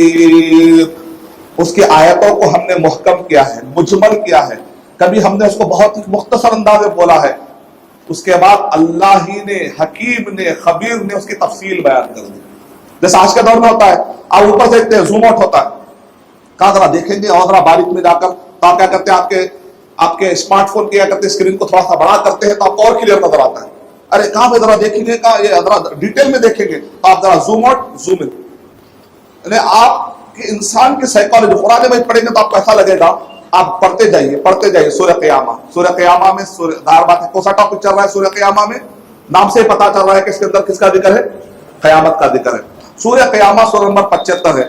इसके अंदर इंसान क़यामत के बारे में कैसा गाफिल हो जाता है, क्यों गाफिल हो जाता है, क्या चीजों के पीछे पड़ने से गाफिल हो जाता है। फिर सूरह क़यामा के अंदर यही बताया गया कि नबी अकरम सल्लल्लाहु अलैहि वसल्लम कुरान मजीद को अल्लाह सुब्हानहू व तआला की तरफ से लेने के लिए जल्दी जल्दी करते थे, तो अल्लाह ताला कह रहे जल्दी जल्दी मत करिए, आपको पढ़ा देने की, याद करा देने की, इसके तफसीर की सब जिम्मेदारी हम पर है। मतलब यह है कि कुरान पढ़ने से आदमी आने वाले जिंदगी के बारे में हमेशा उसको ताजा रहता है। जो आदमी कुरान नहीं पढ़ता, दुनिया के पीछे पड़ जाता है, वो आदमी आने वाली जिंदगी के बारे में क्या हो जाता है, गाफिल हो जाता है। सूरह क़यामा में आदमी गाफिल कब होता है, गाफिल होता है तो क्या प्रॉब्लम हो जाते हैं, ये सारे डिटेल हमको मिलते हैं। और सूरह क़यामत में क्या होता है, फैसला होता है अच्छे और बुरा में, कौन अच्छा है और कौन बुरा है। तो अच्छे लोगों के साथ क्या होगा अगर आपको पढ़ना है तो सूरह दहर पढ़ लीजिए, बुरे लोगों के साथ क्या होगा पढ़ना है तो उसके बाद का सूरह सूरह मुरसलात। सूरह क़यामा के बाद कौन सा सूरह, सूरह दहर। दहर का और एक नाम भी है सूरह दहर का, सूरतुल इंसान। इसके अंदर क्या बताया गया, क़यामत के दिन जो नेक लोगों को क्या क्या मिलेगा, नेमतें क्या क्या मिलेंगी, उसके डिटेल अगर आपको पढ़ना है तो सूरह दहर पढ़ लीजिए। क़यामत के दिन वो आदमी जो बुरा होगा उसको क्या क्या अजाब मिलने वाला है, अगर वो पढ़ना चाह रहे तो उसको क्या पढ़ लेना चाहिए, सूरह मुरसलात पढ़। देखिए ऐसा लगेगा जैसा कि कोई चेन है, एक दूसरे को मिलाकर पढ़ते रहिए, एक दूसरे को आप वो सूरत ऐसा लगेगा कि एक मजमून है, लेकिन उसको फिर दरमियान में काट काट कर क्यों पेश किया गया, जब मजमून एक ही है। तो ये अरब का तरीका, अरब के लोग क्या करते थे, वो लोग, उनके पास अरब का तरीका था, अगर लाल लाल लाल लाल रंग के ये पूरे मोती लाल रंग के अगर हो तो अरब के लोग कहते थे भाई पूरे लाल रंग के मोती है ना, जरा इसके अंदर दरमियान में अगर पत्थर हो, हर दो मोतियों के दरमियान एक पत्थर आ जाए, हर दो मोतियों के दरमियान पत्थर आ जाए, तो क्या होता है, वो पत्थर को देखने से वो मोती की अहमियत बढ़ जाती, वो पत्थर को देखने से वो मोती की अहमियत बढ़ जाती, ऊदे रंग को देखने से लाल की अहमियत बढ़ जाती। तो जो माहिर आदमी होता है वो कई रंग को ऐसे जमाता है ना कि जिसकी वजह से उसकी खूबसूरती और आया होकर आ जाती। जैसे कहते हैं अंधेरे को देखने के बाद सुबह की अहमियत बढ़ जाती, भटकने के बाद रास्ता मिलने पर जो आपको खुशी होती है ना, भटकते हैं बटा अचानक रास्ता मिल गया तो जो खुशी होती है, इंसान की साइकोलॉजी। तो एक चीज दरमियान में बांटने का तरीका होता है। तो कुरान मजीद में अल्लाह सुब्हानहू व तआला वो अरब की जो साइकोलॉजी कल विशाहिल मुफस्सली, कि वो लोग एक तरह की मोतियों को पसंद नहीं करते थे, दरमियान में उनको कहते थे कि दरमियान में कुछ खूबसूरत पत्थर भी डाल दो, मोतियों के साथ साथ खूबसूरत पत्थर भी डाल दो। तो दोनों, ये खूबसूरत पत्थर की भी अपनी अहमियत है, मोती की भी अपनी अहमियत है, लेकिन दोनों का जुदा गाना होने से आदमी की साइकोलॉजी को अच्छा लगता है। तो दरमियान में बिस्मिल्लाह, फसल क्या गया, फसल क्या गया, फसल क्या गया, बिस्मिल्लाह फसल माने सेग्रीगेट किया गया, अलग अलग किया गया, दो सूरतों को समझा। ऐसा देखने में तो टॉपिक एक ही लगेगा आपको, सूरह क़यामा से लेकर सूरह नास तक ओवरऑल टॉपिक आपको क़यामत का ही मिलेगा, लेकिन हर सूरत में क़यामत का के बारे में बोलने का अंदाज अलग है, उस पर गौर कीजिए। سورہ قیامہ کے اندر قیامت کے بارے میں آدمی غفلت پہ کیسے بڑھ جاتا وہ ہے. سورہ انسان کے اندر قیامت کے دن نیک لوگوں کو کیا ملتا اس کا ذکر ہے. سورہ مرسلات کے اندر قیامت کے دن برے لوگوں کا کیا انجام ہوتا اس کا ذکر ہے. ٹاپک تھوڑا تھوڑا بدل رہا ہے, تھوڑا تھوڑا ٹاپک بدل رہا ہے. اب اس کے بعد سورہ نبا, سورہ نمبر 78, سورہ قیامہ نمبر 75, سورہ دہر سورہ نمبر 76, سورہ مرسلات سورہ نمبر 77, سورہ نبا سورہ نمبر 78. اب یہ 3 صورتوں پہ آپ غور کیجئے, سورہ نبا, سورہ نازعات, سورہ عبسہ. یہ 3 صورتوں پر آپ غور کریے. سورہ نبا ہے سورہ نمبر 78, سورہ نازعات ہے سورہ نمبر 79, سورہ عبسہ ہے سورہ نمبر 80. یہ 3 صورتوں میں بھی قیامت قیامت قیامت, اس میں بھی وہی ٹاپک ہے, لیکن ہر سورے میں انداز الگ ہے.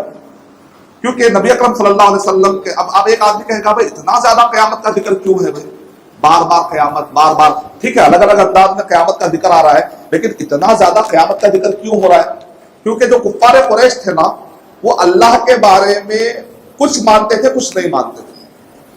جو کفار قریش تھے, جو نبی صلی اللہ علیہ وسلم کے زمانے میں جو کافر تھے, وہ نبی صلی اللہ علیہ وسلم کے بارے میں بھی کچھ مانتے تھے کچھ نہیں مانتے تھے. مثال کے طور پہ اللہ کے بارے میں وہ کیا کہتے تھے جانتے ہیں؟ لبیک اللہم لبیک, صحیح مسلم کی روایت ہے, لبیک اللہم لبیک لبیک لا شریک لک لبیک, اے اللہ ہم حاضر ہیں تیرا کوئی شریک نہیں ہے. دیکھ اللہ بول رہے, کفار قریش کیا بول رہے؟ اللہ بول رہے. لبیک اللہم, وہ لوگ کہتے تھے اللہ ہے, لا شریک لک لبیک, تیرا کوئی شریک نہیں ہے, یہاں تک بھی بولتے تھے. آخر میں کیا بولتے تھے؟ اللہ شریکا واحدہ, ہاں ایک چھوٹا شریک ہے. یہ ہے اصل پرابلم, تیرا کوئی شریک نہیں ہے, ہاں ایک چھوٹا ہے, تو بڑا ہے وہ چھوٹا ہے, اور یہ چھوٹا ہماری باتیں تیرے تک پہنچا دیتا ہے. ارے یہ پرابلم. اب ہندوستان میں بھی اگر ہم غور کر کے دیکھیں تو ہماری سائیکالوجی تھوڑا ایسا ہی کبھی کام کرتی. ہم اللہ کے مقابلے میں کسی کو نہیں مانتے, ہاں البتہ یہ نیک لوگ ہماری باتیں وہاں تک پہنچا دیتے ہیں. اللہ, قرآن مجید پڑھ لیتے تو ایسی غلطی کبھی مسلمان نہیں کرتے. مسلمان اگر یہ غلطی کر رہا ہے کا مطلب اطلاع کہ اس نے قرآن مجید کو نہیں پڑھا. اگر یہ قرآن مجید پڑھتا تو کبھی ایسی غلطی نہیں کرتا. اس لیے بولتے قرآن مجید خود پڑھ لیں گے نا, کئی شرکیہ اور بدعت والے عقیدے خود بخود صاف ہو جائیں گے انشاءاللہ. قرآن میں نہیں پڑھنے کا نتیجہ یہ ہے کہ آج مسلمان ہونے کے باوجود بھی ہم وہ شرک کر رہے ہیں جو کفار قریش نے شرک کیا تھا. نعوذ باللہ, اللہ حفاظت فرمائے, اللہ حفاظت فرمائے. کیا کہتے تھے؟ اللہ کو مانتے تھے نہیں مانتے تھے؟ وہ لوگ مانتے تھے. کیا کہتے ہیں؟ تو بڑا ہے لیکن یہ چھوٹا ہے. تو ہر قبیلے والا ایک بت لا کر رکھا, ہر قبیلہ والا ایک, ہوتے ہوتے کعبے میں کتنے بت ہو گئے؟ 360 بت ہو گئے. ہر قبیلے کا ایک ایک شریک. یہ ہمارے قبیلے کا ہے, پتہ نہیں دوسرے قبیلے کا شریک معبود جو ہے برابر پہنچاتا کہ نہیں پہنچاتا کی, لہذا ہمارے قبیلے کا جو ہوتا وہ آنےسٹ رہتا. اب وہ بھی الگ پھر بات, پارشلٹی والی بات ہے. پتہ نہیں وہ آدمی ہمارے قبیلے کی بات لے جاتا نہیں لے جاتا, لہذا ہمارے قبیلے کا یہ بھروسہ مند بت ہے, یہ ہماری بات پہنچائے گا. 360 بت جمع ہو گئے. اللہ حفاظت, اللہ حفاظت. یعنی آدمی جب گمراہی میں نکلتا ہے تو کہاں نکل جاتا ہے کہ اس کی عقل بھی اس کو ایکسپٹ نہیں کرتی. اللہ کو مانتے تھے لیکن پورا نہیں مانتے تھے.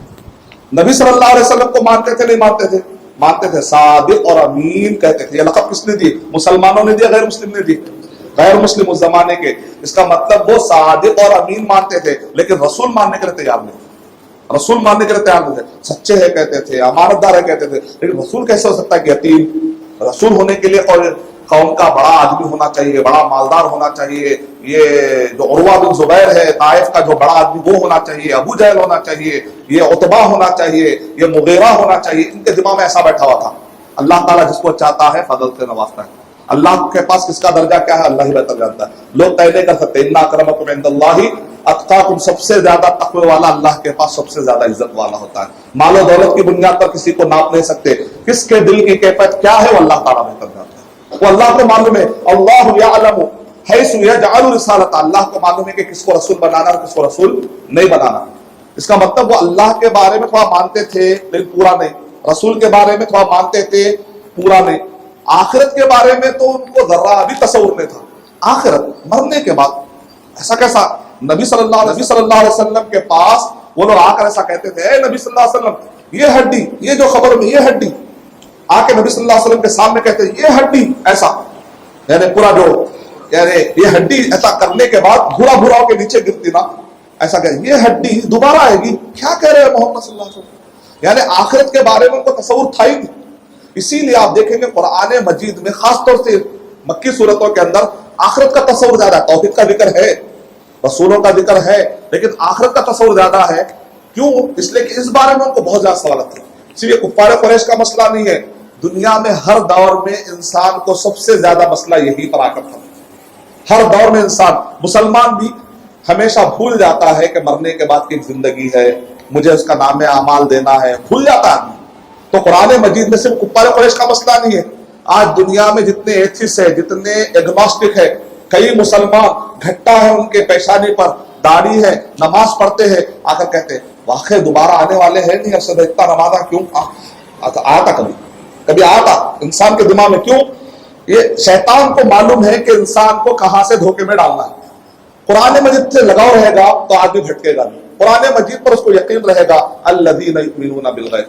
تو اس لیے قرآن اس سورہ قیامہ میں قیامت کا ذکر ہے، سورہ دہر میں قیامت میں اچھے لوگوں کا کیا ملے گا اس کا ذکر ہے، سورہ مرسلات میں قیامت کے برے لوگوں کے ساتھ کیا ہوگا ان کا ذکر ہے، سورہ نبا میں قیامت کا ذکر ہے، سورہ نازعات میں قیامت کا ذکر ہے، سورہ عبسہ میں قیامت کا ذکر ہے. اب دیکھیں قیامت میں یہ سوالات کے جوابات اللہ تعالیٰ نے کیسے دے دیا، اس پر بھی غور کریں گے.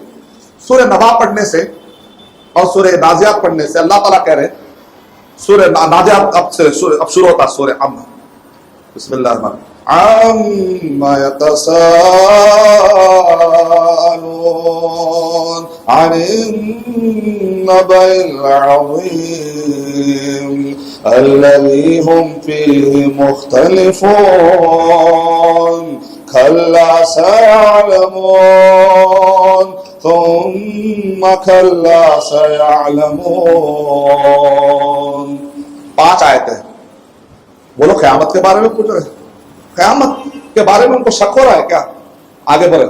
أَلَمْ نَجْعَلِ الْأَرْضَ مِهَادًا وَالْجِبَالَ أَوْتَادًا وَخَلَقْنَاكُمْ أَزْوَاجًا وَجَعَلْنَا نَوْمَكُمْ سُبَاتًا وَجَعَلْنَا اللَّيْلَ لِبَاسًا وَجَعَلْنَا النَّهَارَ مَعَاشًا وَبَنَيْنَا فَوْقَكُمْ سَبْعًا شِدَادًا. اللہ تعالیٰ کہہ رہے ہیں الم نجعل الارض مہادا، کیا ہم نے زمین ان کے لیے بچھونا نہیں بنائی؟ یعنی اللہ تعالیٰ کہہ رہے اے لوگوں کائنات پہ غور کرو، یہ آسمان، یہ زمین، یہ بارش، یہ جو پلانٹ ہے زمین، یہ جو زمین کا جو ایسے کتنے گیلیکسی ہے، 100 ملین گیلیکسیز ہے. یہ پورے آسمان میں جیسے سمندر میں کشتیاں تیر رہی ہے نا، ایک کشتی، ویسا یہ اسپیس میں، یہ خلا میں 100 ملین گیلیکسیز ہے جو تیر رہے ہیں. اس میں سے ایک گیلیکسی ہے ملکی وے گیلیکسی جس میں ہم رہ رہے ہیں. آسمان میں ایسے بہت گیلیکسی کہتے ہیں. وہ ایک گیلیکسی میں کیا ہے، پہلے 9 پلانٹ کہتے تھے، ابھی سائنسدان کہہ رہے ہیں 8 پلانٹ ہے. ٹھیک ہے 8 مان لیں گے. اس کے اندر 45 سیٹلائٹ ہے کہہ رہے ہیں، چلیے مان لیں گے. اس کے اندر اسی میں یعنی کہ چاند، سورج، زمین، اس سب کو کہتے ہیں ملکی وے گیلیکسی. ایسے کتنے گیلیکسی ہے کہہ رہے ہیں؟ ایسے 100 ملین گیلیکسی. ایک گیلیکسی کے اندر 200 بلین تارے ہیں. ایک گیلیکسی کے یہ حال ہے کہ 200 بلین تارے ہیں، اور ایک ایک تارہ بعض اوقات سورج سے بڑا. ویسے کئی تارے مل جاتے ہیں تو ایک گیلیکسی ہے. 200 بلین تارے ملاتے ہیں ایک گیلیکسی. ویسے کتنے گیلیکسی ہے کہہ رہے ہیں؟ 100 ملین گیلیکسی. پھر بھی ابھی سائنسدان کیا کہہ رہے ہیں کہ ابھی ایک آسمان ختم نہیں ہوا، ابھی ریسرچ جاری ہے. کیا کہہ رہے ہیں؟ ابھی ایک آسمان ختم نہیں ہوا، ریسرچ جاری ہے. تو اللہ تعالیٰ قرآن مجید میں کام پہ لگائے ایسے 7 آسمان ہے، ابھی ایک آسمان ختم نہیں ہوا، ابھی 6 باقی ہے. تو اگر آپ سائنس کے جو انسائکلوپیڈیا بکس ہے نا اس میں جا کر پڑھیں گے تو ہر ایک کا ڈیفینیشن ہے. آسمان کے بارے میں کیا ڈیفینیشن ہے معلوم؟ اسٹل ان نون، ابھی پوری طرح سے معلوم نہیں ہوا. یہ ہے ڈیفینیشن آسمان کا. یعنی ابھی ایک آسمان بھی ختم نہیں ہوا، اللہ تعالیٰ بڑے ایسے 7 ہے. قرآن میں پڑھے تو پتا چلا. اب اتنے بڑے آسمانوں کو پیدا کرنے والے اللہ کو لے جا کر ہم جو ہے چوہے سے اور فلاں انسان سے کہہ رہے ہیں وہ بھی برابر ہے، یہ بھی برابر ہے. اس کا مطلب قرآن میں ہم برابر نہیں پڑھے. اگر پڑھتے تو کبھی بھی اللہ سبحانہ و تعالیٰ کے حقوق لے کے بندوں کو دے دیتے، کبھی شریک نہیں کرتے، کبھی بدعت نہیں کرتے، ہم کبھی اس کی نافرمانی کرنے تھے، گھبراہٹ ہوتی تھی. لیکن یہ سب نہیں پڑھنے کی وجہ سے ہم بڑی آسانی سے قرآن کے خلاف چلے جاتے، شرک کر لیتے، بدعت کر لیتے. اللہ سبحانہ و تعالیٰ ہماری حفاظت فرمائے. تو اللہ تعالیٰ سورہ نبا کے اندر پورے کائنات کا نقشہ کھینچ رہے ہیں. یہ جو زمین ہے نا، یہ 100 मिलियन गैलेक्सी में, वो कई गैलेक्सी में कई जमीनें कई चांद होंगे, तुमको वहां पर नहीं, तुमको ये जमीन पर पैदा करके यहाँ पर बारिश उतारी है, यहाँ पर तुम्हारे रहने का एक सिस्टम बनाया अल्लाह ताला ताकि तुम रह सको। अगर जरा गर्मी ज्यादा हो जाए तो तुम रह सकते, अगर बारिश ज्यादा आ जाए तो रह सकते। तुमको रहने के लिए यहाँ पर एक इंसान को बसने के लिए जो जो चीजें चाहिए ना, वो सारी चीजें हमने बनाई। अब तुम ये सवाल कर रहे हो कि मर जाने के बाद अल्लाह ताला दोबारा कैसे जमा करे, ये सब चीजें नहीं थी तो अल्लाह ताला इतनी चीजें लाई, जब नहीं थी तो अल्लाह ने इतनी चीजें लाई, एक मर्तबा आ जाने का दोबारा लाना क्या मुश्किल है, ये अंदाजा। मिसाल के तौर पे बहुत मुश्किल से एक आदमी किताब लिखता है, सोचता अच्छा है इसका, एक शायर क्या करता है, सोच सोच सोच सोच के शायरी तैयार करता है। एक मर्तबा शायरी तैयार हो गई, उसके बाद हजारों उसके ज़ेरॉक्स निकल जा सकते। पहली मर्तबा कंप्यूटर को इजाद करना मुश्किल था, इन्वेंटर, इसीलिए बहुत मुश्किल से लक़ब मिलता है। एक मर्तबा कंप्यूटर इजाद हो गया, बाद करोड़ों कंप्यूटर वजूद में आ जाते हैं, उसकी कॉपी मारना बहुत आसान हो जाता है। पहली मर्तबा लाना मुश्किल है या दोबारा लाना मुश्किल है? पहली मर्तबा लाना मुश्किल। तो अल्लाह ताला कह रहे हैं इंसान, तू इतनी कायनात जो देख रहा है, ये पूरी कायनात लाया, मैं तुझे लाया, तुझे अपना वजूद तस्लीम है, तू पहले था ही नहीं। सूरह दहर में अल्लाह कह रहे तू तो कोई शय मज़कूर काबिल जिक्र था ही नहीं ना, अब तू आकर कह रहा है मुझे अल्लाह ताला लाते। जब तू था नहीं तो आ गया, तुझे इस पर ताज्जुब नहीं है कि तू नहीं था तो कैसे आया, तुझे इस पर ताज्जुब है कि अब है तो अल्लाह कैसे लाएगा। तुझे उल्टा सवाल ये करना है कि तू कैसे आ गया पहले। तो अल्लाह से कह रहा है कि मुझे तू कैसे लाएगा, अल्लाह तुझसे सवाल कर रहा है तू कैसे आ गया। एक ऐसा खतरा कि अगर वो खतरा सही तौर पर महफूज नहीं होता तो ना जाने कहीं और बह जाता था, उस खतरे से आने के बाद तो मुझसे सवाल कर रहा है कि अल्लाह तू कैसे मुझे लाएगा। वो खतरे से आने का कुछ पॉसिबिलिटी नहीं थी, जब तू उससे आ गया तो तेरे लिए क्या आसान नहीं समझने के लिए कि तेरे आ जाने के बाद तेरा दोबारा लाना मुश्किल है क्या। ये है कुरान मजीद की लॉजिक, कुरान मजीद का अंदाज, सिंपल लॉजिक। सूरह यासीन में भी अल्लाह ताला ने वादे लफ्जों में कहा वज़रब लना मसलन, वो हमको कहता है कि अल्लाह कैसे लाएगा। वह नसिया खल्का, अपनी औकात भूल गया कि वो क्या था। वो मेरे बारे में शक कर रहा है, लेकिन सवाल मेरी कुदरत के बारे में कर रहा है, सवाल अपनी औकात के बारे में नहीं कर रहा है, वो कुछ था ही नहीं ना। वज़रब लना मसलन व नसिया खल्का क़ाल मन युहील इज़ाम व हिया, नबी के सामने आकर कहता है ऐ मोहम्मद सल्लल्लाहु अलैहि वसल्लम, हड्डी, ये हड्डी, ये जो भूरा भूरा पाउडर होने वाली है ना, ये हड्डी कैसे अल्लाह लाता है। क़ाल मन युहील इज़ाम व हिया, ऐ नबी उनसे कह दो कुल युहीहा अल्लज़ी अंशहा अव्वल मर्रा, उस हड्डी को वापस वो लाएगा जिसने उस हड्डी को पहली मर्तबा बनाया। सूरह क़यामा में अल्लाह ताला कह रहे, जो आयत मैंने शुरू में पढ़ी ना, पढ़ने से तारीफ क्यों हो रहा था, उसके अंदर माना है ला उक़सिमु बियौमिल क़ियामा व ला उक़सिमु बिन नफ्सिल लव्वामा अयहसबुल इंसान, क्या इंसान समझता है अल्लन नजमा इज़ामा, कि उसके हड्डियों को हम दोबारा वापस जमा नहीं कर सकते। बला क़ादिरीन अला अन नुसव्विया बनाना, हड्डियों की बात कर रहा है, हड्डियों के ऊपर जो गोश्त है ना, ये गोश्त का तौर पर ऐसे ही लाके बता दूंगा। मेरे बारे में शक कर रहा है, कुछ था ही नहीं तो ला लिया, तो लाने के बाद लाना क्या मुश्किल है। सिंपल लॉजिक है, ये बताया जा रहा है। इस सामने रखकर अगर हम पढ़ते हैं कि अल्लाह का क्या आपने तुमको ये नहीं दिया, क्या तुमने, तो तब पता चला अच्छा क्यों कह रहे अल्लाह ये बताना चाह रहे, ये सब दिया है तेरी जिंदगी को सुधारने के लिए, तेरी जिंदगी को चलाने के लिए इतना इंतजाम किया अल्लाह ताला, तो दोबारा फिर पैदा कर सकता है, ये मतलब है। सूरह नबा में गौर करके देखिए आप, सूरह नबा में शुरू में 5 आयतों के बाद लगातार अल्लाह ताला ने रीजनिंग दी, रीजनिंग, उसके बाद अल्लाह ने दावा किया। सूरह नाज़ियात में तरीका ना उल्टा है, जस्ट सामने मुजरिम को पकड़ता है, मुजरिम को पकड़ने के 2 तरीके हैं ना। एक तरीका क्या, पहले जज आके दावा करता तुम मुजरिम हो, तुम कातिल हो, उसके रीजन 1 2 3 4 5 6, पहले दावा होता है, बाद में दलीलें आती है। बाद औक़ात क्या होता है, चूंकि तुमने ऐसा किया, चूंकि तुमने ऐसा किया, ऐसा क्या ऐसा क्या, लिहाजा तुम कातिल हो। पहले कभी रीजन देकर बाद में कंक्लूजन होता है, कभी पहले कंक्लूजन देकर बाद में, तरीका अलग अलग होता है। तो सूरह नबा में तरीका यह है कि पहले अल्लाह ने नेमतें गिनाई, अब तुम कहते हो कि क़यामत नहीं आएगी, तुम गलत कह रहे हो। सूरह नाज़ियात में तरीका उल्टा है, पहले दावा है, बाद में पूरे प्रूफ से। सूरह नाज़ियात तीनों में क़यामत का जिक्र है, लेकिन तरीका अलग अलग, गौर करके देखिए। सूरह नबा के अंदर वो निशानियां जो इंसान देख रहा है, वो निशानियां जो कायनात में देख रहा है, कायनात में, उन निशानियों से अल्लाह समझा रही है, कायनात की निशानियों पर गौर करो। सूरह नाज़ियात में जो चीजें नजर नहीं आ रही है, तारीख में फिरौन पे गौर करो। सूरह नाज़ियात में किसका जिक्र है, फिरौन का जिक्र है। تاریخ میں تم غور کرو، وہ فرعون، وہ عاد و ثمود، یہ کیا کہتے تھے؟ انا ربکم الاعلی، میں تمہارا رب ہوں۔ کیسے کیسے خطرناک سرکش آئے، کیا یہ سب مل کر اللہ کا کچھ بگاڑ سکے؟ کیا نہیں بگاڑ سکے۔ وہ عاد و ثمود کیا کہتے تھے؟ من اشد منا قوہ، ہم سے بھی کوئی طاقتور ہے کیا؟ ہم ان سے 60 گز ہمارا جو قامت ہے، ایسے 60 گز اگر آپ بڑھاتے جائیں گے، کتنا بڑا انسان ہوگا؟ وہ ایسے بڑے بڑے تھے، دیو ہے کل بڑے بڑے، پہاڑوں کو وہ تراش دیتے تھے اس زمانے میں، ایسی طاقتور قوم۔ وہ لوگ کہتے ہم سے بھی کوئی پاورفل ہے، ایسے پاورفل کو اللہ نے ہلاک کر کے رکھ دیا، تو تم کون ہے؟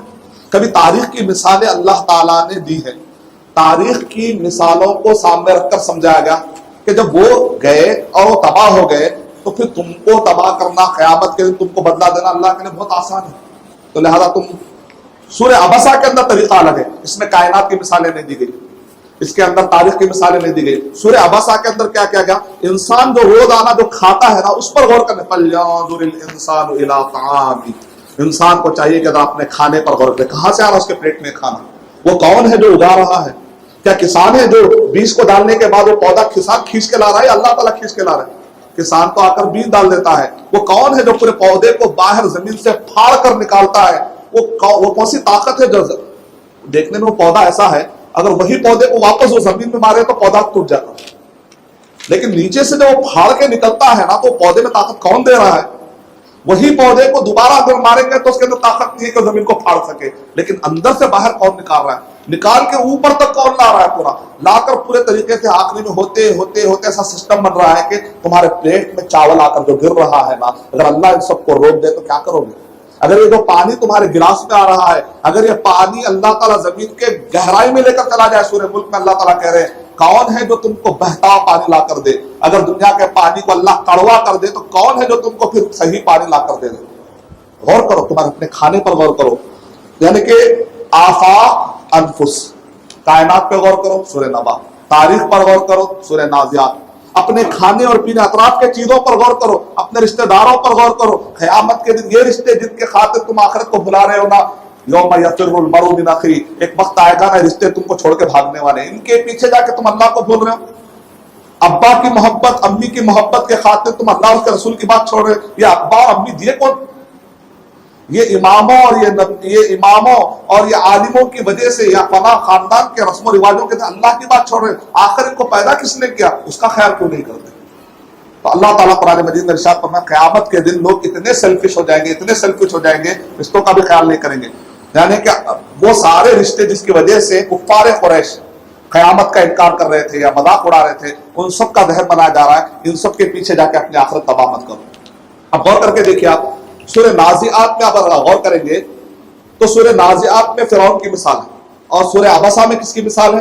عبداللہ بن ام مکتوم، ایک نابینا صحابی، یعنی کہ خشیت یعنی اللہ کا ڈر، خشیت نے ایک اندھے صحابی کو اللہ کے پاس عزت دلائی کہ نہیں دلائی؟ اللہ کا ایک فرعون تکبر کی وجہ سے تباہ ہو گیا، ایک فرعون تکبر کی وجہ سے تباہ ہو گیا، لیکن ایک اندھے صحابی ان کے پاس دل میں تقویٰ تھا، خشیت تھی، کہاں پر کہ اللہ تعالیٰ نبی صلی اللہ علیہ وسلم صرف چہرہ، ارے یہ ٹائم پہ نہیں آئے تو اچھا تھا، ابھی میں بڑے بڑے سرداروں کو اسلام بتا رہا ہوں، اب یہ ٹائم پر یہ صحابی آئے، کیا کروں؟ تو نبی اکرم صلی اللہ علیہ وسلم کا تھوڑا سا چہرے پر تھوڑا سا جو بل آئی، اللہ تعالیٰ کو پسند نہیں، بولے وہ عبداللہ بن مکتوم میرا بندہ، میرے سے ڈرنے والا، اللہ کتنی عزت دے رہے تھے، لیکن جس کے پاس تکبر آ جاتا اللہ تعالیٰ اس کو عزت دینے والے، اگرچہ کہ وہ بہت بڑے بادشاہ کا مالک ہوگا، لیکن تکبر کرنے کی وجہ سے اللہ کے پاس عزت نہیں۔ تکبر بڑی خطرناک چیز ہے، تکبر اور تکبر سے کیا پیدا ہوتا ہے؟ حسد پیدا ہوتا ہے، تکبر سے کیا پیدا ہوتا ہے؟ حسد بھی پیدا ہوتا ہے۔ علامہ ابن قیم رحمۃ اللہ علیہ کہہ رہے ہیں آسمان کا سب سے پہلا گناہ کس کی وجہ سے ہوا؟ تکبر کی وجہ سے۔ ابلیس نے کیا کہا؟ سب کو ابلیس بھٹکا تھا، لیکن ابلیس کو کس چیز نے بھٹکا دیا؟ اس کی انا نے، انا کیا کہا؟ انا خیر منہ، میں تو آدم سے بہتر ہوں، آدم مٹی کا، میں آگ کا ہوں، مٹی پھینکیں گے تو مٹی نیچے جاتی ہے اور آگ جو ہے ہمیشہ اوپر آتی ہے، تو میں کیسے جھکوں؟ تو اس نے یہ نہیں دیکھا کہ کون کہہ رہا ہے، اس نے یہ دیکھا کہ میں کیا ہوں۔ اللہ کے مقابلے میں انا جو آتی ہے نا وہ انسان تباہ، تو آخری میں اس نے کیا سجدہ نہیں کیا، تو نافرمانی ہوئی نہیں ہوئی۔ تو آسمان کا پہلا گناہ تکبر کے ہوا، اور تکبر اور حسد کی وجہ سے ہوا. زمین کا پہلا گناہ بھی کس سے ہوا؟ تکبر اور حسد سے. حابیل اور قابیل کی جنگ میں کیا ہوا؟ کیا وجہ سے ایک دوسرے کو مارنے کا جو واقعہ پیش آیا؟ تکبر اور حسد. اللہ سورہ نازیات کے اندر بتایا گیا کہ تکبر نے فرعون کو تباہ کر دیا، لیکن تقوی اور خشیت پانے والے انسان کو اللہ نے عزت دی. ایک اورینٹلسٹ نے اسلام قبول کیا. لوگوں نے ان سے پوچھا آپ نے اسلام قبول کیوں کیا؟ تو کہا کہ اگر محمد صلی اللہ علیہ وسلم جھوٹے ہوتے تو یہ عبسا و تولا، عبسا و تولا، یہ جو آیت ہے نبی صلی اللہ علیہ وسلم چھپا دیتے تھے، کیونکہ یہ آیت ان کے خلاف ہے نا. مطلب اللہ تعالیٰ کس کو ڈانٹ رہے ہیں اس آیت میں؟ اللہ کے نبی صلی اللہ علیہ وسلم کو. ڈانٹنے کا بھی انداز جو شفقت والا ہوتا ہے، ڈانٹنے ڈانٹنے فرق ہوتا ہے. یہ وہ ڈانٹتی ہے جو ذلت والی ڈانٹ ہوتی ہے. یہ انداز کیسا ہے معلوم؟ اے محمد چھوڑو، یہ لوگ، یہ جن کے پیچھے تم جا رہے ہو نا، یہ لوگ کچھ کام کے نہیں. یہ عبداللہ بن مکتوم ہے نا، یہ جو آئے نا، ان کا خیال کر لو. یہ چھوڑو، یہ لوگ بھٹکنے والے لوگ ہیں، تم ان کی وجہ سے ان کو توجہ مت دو. تو ڈانٹ اصل میں کس کو ہو رہی ہے؟ ان کو ہو رہی ہے، نبی صلی اللہ علیہ وسلم کو نہیں. یہ انداز ہوتا ہے، یعنی خطاب اس سے ہوتا ہے لیکن کسی اور کو اشارہ ہوتا ہے، وہ انداز ہوتا ہے. اور اس کے اندر بھی شفقت ہے. اے محمد صلی اللہ علیہ وسلم اتنا زیادہ ان کے پیچھے پریشان مت ہو. یہ قوم اگر ہدایت پانے والی ہوتی تو عبداللہ بن مکتوم کی طرح تم سے جلدی اثر لے لیتی تھی. اب باقی تم کو جتنا کام کرنا اتنا ہی کرو، اور زیادہ سوچنے کی ضرورت نہیں ہے، یہاں تک کہ تم ہلاک کر دو. ایسا جس کے اندر نبی صلی اللہ علیہ وسلم کے بارے میں منہ بسورا، تولا، پیٹ پھیرا. اب بظاہر دیکھنے میں ایک آدمی کیا کرے گا جو خیانت کرنے والا ہوتا ہے؟ کیا کرتا ہے؟ ارے یار یہ چھپا دے گا، میرے خلاف ہے نا. لیکن نبی صلی اللہ علیہ وسلم کتنے آنےسٹ تھے. دیکھیں جو اللہ نے کہا، یہ نہیں دیکھا کہ میرے خلاف ہو رہا ہے. تو اورینٹلسٹ یا غیر مسلم کا دماغ دیکھیں، وہ کہہ رہا ہے اگر محمد صلی اللہ علیہ وسلم غلط ہوتے تو سب سے پہلے کون عیب چھپاتے تھے؟ یہ عیب چھپاتے. اس کا مطلب وہ بڑے سچے انسان تھے. وہ اپنے خلاف بھی آیت آئی تو اس کو بھی انہوں نے ویسے ہی بتا دیا. ایسے آنےسٹ کو میں کیوں نہ فالو کروں؟ اس نے کہا لا الہ الا اللہ محمد رسول. اچھا اسی آیت کو پڑھ کے بعض لوگ کیا کرے؟ بھٹک گئے. بولے یہ محمد صلی اللہ علیہ وسلم کو اللہ ڈانٹ رہے ہیں، اس کا مطلب یہ کیپیبل نہیں ہے. ایک ہی آیت سے کچھ لوگ بھٹک گئے اور ایک ہی آیت سے کچھ لوگ ہدایت پا گئے. سوچنے کا فرق ہے. اللہ تعالیٰ ہمیں صحیح سوچ عطا کرے. سورہ عبسہ کے بعد اب آپ بولیں گے سورہ قیامہ میں قیامت کا ذکر ہے، سورہ دہر میں قیامت کا ذکر ہے، سورہ مرسلات میں قیامت کا ذکر ہے، سورہ نبا میں قیامت کا ذکر ہے، سورہ نازیات میں قیامت کا ذکر ہے، سورہ عبسہ میں قیامت کا ذکر ہے.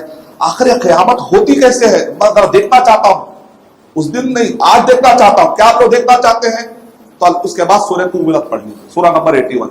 نبی اکرم صلی اللہ علیہ وسلم نے ارشاد فرمایا اگر کوئی قیامت کا منظر دیکھنا چاہتا ہے تو کیا پڑھ لے؟ سورہ قومت پڑھ لے، سورہ تکویر. اذا الشمس قورت، جب سورج کی روشنی ختم کر دی جائے گی. وَإِذَا النُّجُومُ انْكَدَرَتْ، جب تارے جھڑ کر بھی گر جائیں گے یا ان کی روشنی سلب کر لی جائے گی، ختم. یعنی آپ پڑھیں گے تو پورے کائنات کیسے تباہ ہوگی وہ منظر. سورہ انفطار، سورہ انشقاق، نبی اکرم صلی اللہ علیہ وسلم نے ارشاد فرمایا. یعنی قیامت کا ذکر آتا ہے کہ انسان کے دماغ میں دیکھیں مالا کیسا بن رہا ہے. دیکھیں پورا ایک کے بعد اس کا ذکر، ایک کے بعد اس کا. کی ایک جگہ پہ اشارہ ہے، اس کے بعد کی صورت میں اس کی تفصیل ہے، اشارہ ہے، اس کے بعد کی صورت میں تفصیل ہے. پوروں کو ملا کر پڑھیں گے تو آپ کو ایک معنی سمجھ میں آ جائے گا. قیامت قیامت، اچھا قیامت قائم کیسے ہوتی ہے؟ طریقہ کیا ہے؟ اس کا منظر کیا ہے؟ سورہ قومت پڑھ لیجیے. سورہ قومت پڑھیں گے تو اس کے اندر اللہ سبحانہ و تعالیٰ نے پورا قیامت کیسا قائم ہوتا ہے اس کا پورا منظر ہے. اچھا اس کے بعد اچھا ٹھیک ہے قیامت قائم ہو گئی، منظر تو نظر آ گیا آپ کو، ٹھیک ہے قرآن میں بتا دیا گیا منظر یہ ہے، منظر یہ ہے. اچھا اس دن ہوتا کیا ہے؟ تو اس دن یہ ہوتا ہے سورہ انفطار پڑھ لیجیے. اس کے بعد کا سورہ کیا؟ سورہ انفطار. سورہ انفطار پڑھ لیں گے تو اس کے اندر آپ کو یہ ملے ان الابرار لفی نعیم و ان الفجار لفی جحیم، کہ اس دن اللہ سبحانہ تعالیٰ کہہ رہے ہیں کہ ہم ابرار اور فجار میں بانٹ دیا گیا. سورہ انفطار، سورہ تکویر کے بعد سورہ انفطار. یعنی قیامت قائم ہو جائے گی تو لوگ کتنے صفوں میں بٹ جائیں گے؟ دو گروہ میں. ایک گروہ کا نام کیا رہے گا؟ ابرار، ابرار مانے نیک لوگ. ایک گروہ کا نام کیا ہوگا؟ فجار، فجار مانے فاسق فاجر گنہگار لوگ. اچھا سورہ انفطار پڑھنے سے پتا چلا کہ ابرار بھی ہو جائیں گے اور فجار بھی. سورہ انفطار پڑھنے سے ایک اور نقطہ ملا کہ سورہ انفطار میں اللہ تعالیٰ فرما رہے ہیں یا ایھا الناس یا ایھا الانسان ما غرک بربک الکریم. اے انسان آخر تجھ کو اللہ کے بارے میں کس چیز نے دھوکہ ڈال دیا، کس چیز نے دھوکے میں ڈالا ہے؟ تو اللہ تعالیٰ اس کا ریزن دے رہے ہیں جب آدمی ایسا ہوتا ہے تو دھوکے میں پڑتا ہے، ایسا ہے تو دھوکے میں پڑتا ہے. تو ایسا نہیں ہونے کے لیے کیا کرے؟ آپ ایسا کریں. اچھا ابرار اور فجار کس کو کہتے ہیں؟ اب پھر سوال اٹھا تو سورہ مطففین اس کے بعد کی سورت پڑھ لیجیے. اس کے اندر بتایا گیا ابرار کو رہے کلا ان کتاب الابرار لفی علیین، کلا ان کتاب الفجار لفی سجین۔ سورہ مطففین میں کیا بتا رہے؟ وہ ابرار کون ہوتے ہیں؟ ابرار ان کو کہتے ہیں جن کے نیک نام اعمال، آدمی جب عمل کرتا ہے اچھا عمل ہے تو اس کا عمل کہاں چلا جاتا ہے؟ علیین میں چلا جاتا ہے، علیین میں چلا جاتا ہے۔ جب آدمی برا کام کرتا ہے تو اس کا نام عمل کہاں چلتا ہے؟ سجین میں چلا جاتا ہے۔ تو ابرار کون ہوتے ہیں؟ جن کا نام عمل اللہ تعالیٰ ایکسپٹ کر کے عزت دیتے ہیں اور آسمان میں چلا جاتا ہے۔ اور فجار کون ہوتے ہیں؟ جن کے نام اعمال برے ہوتے ہیں، زمین میں نیچے سجین ایک قید خانہ ہے، وہاں پر پورے نام اعمال چلے جاتے ہیں۔ اب یہاں پر کچھ لوگ یہ سمجھتے ہیں روحیں کہاں چلے جاتی ہیں؟ یہ تو بتایا گیا نام اعمال کے بارے میں، ہمارا عمل کہاں چلا جاتا ہے؟ علیین میں اور سجین میں، لیکن روحیں کہاں چلے جاتی ہیں؟ تو مشہور ہمارے پاس مشہور تو یہی ہے کہ روحیں بھی علیین اور سجین میں چلے جاتی ہیں، لیکن ایسا واضح ٹیکسٹ میں کہیں پر بھی نہیں آیا۔ نام اعمال کے بارے میں آیا، نام اعمال کے بارے میں آیا، البتہ علماء کرام کے قول ہے۔ اگر ہم کو بعض حدیثوں سے پتا چل رہا ہے کہ نبی اکرم صلی اللہ علیہ وسلم کا انتقال ہوتے وقت نبی اکرم صلی اللہ علیہ وسلم نے کیا کہا؟ اللہم رفیق الاعلی۔ اس سے علماء کرام نے دلیل نکالی ہے کہ نبیوں کی روحیں اعلیٰ علیین میں چلے جاتی ہیں، یعنی کہ اوپر جاتی ہیں روحیں، نیک لوگوں کی روحیں اوپر جاتی ہیں۔ ایک حدیث ہے نا مسند احمد بن حنبل میں کہ روحیں مرنے کے بعد آسمان میں جاتی ہیں، اگر وہ گندی روح ہے تو اس کی روح کو پھینک دیا جاتا ہے، درمیان میں پتہ نہیں کہ پھر وہ کون پرندہ کھا لے۔ اس کا مطلب بری روح کو بڑی بے عزتی کے ساتھ پھینک دیا جاتا ہے، جبکہ اچھی روح کو بڑی عزت کے ساتھ پھر واپس لوٹا جاتا ہے۔ اس کے سوال جواب ہوتے ہیں، تمہارا رب کون ہے، وہ سارے سوالات ہوتے ہیں۔ تو آسمان میں روحیں جانے کا ذکر ملتا ہے، نبی صلی اللہ علیہ وسلم انبیاء کے روحیں اعلیٰ علیین میں جانے کا ذکر ملتا ہے، اعلیٰ جگہ، اعلیٰ ورڈ ہے۔ لیکن علیین ایگزیکٹ یہ ورڈ کے ساتھ قرآن مجید میں جو آیا ہے وہ نام اعمال کے لیے آیا، روح کے لیے نہیں آیا ہے۔ ایک حدیث شریف میں ہے کہ جو شہید ہوتے ہیں عرش کے نیچے ایک باغ ہوگا، وہ باغ میں ہرے پرندے میں روح ڈال دی جائے گی۔ اس کا مطلب وہ عرش کہاں ہے؟ اوپر ہے۔ اس سے پتا چلا کہ روحیں اوپر رہتی ہیں۔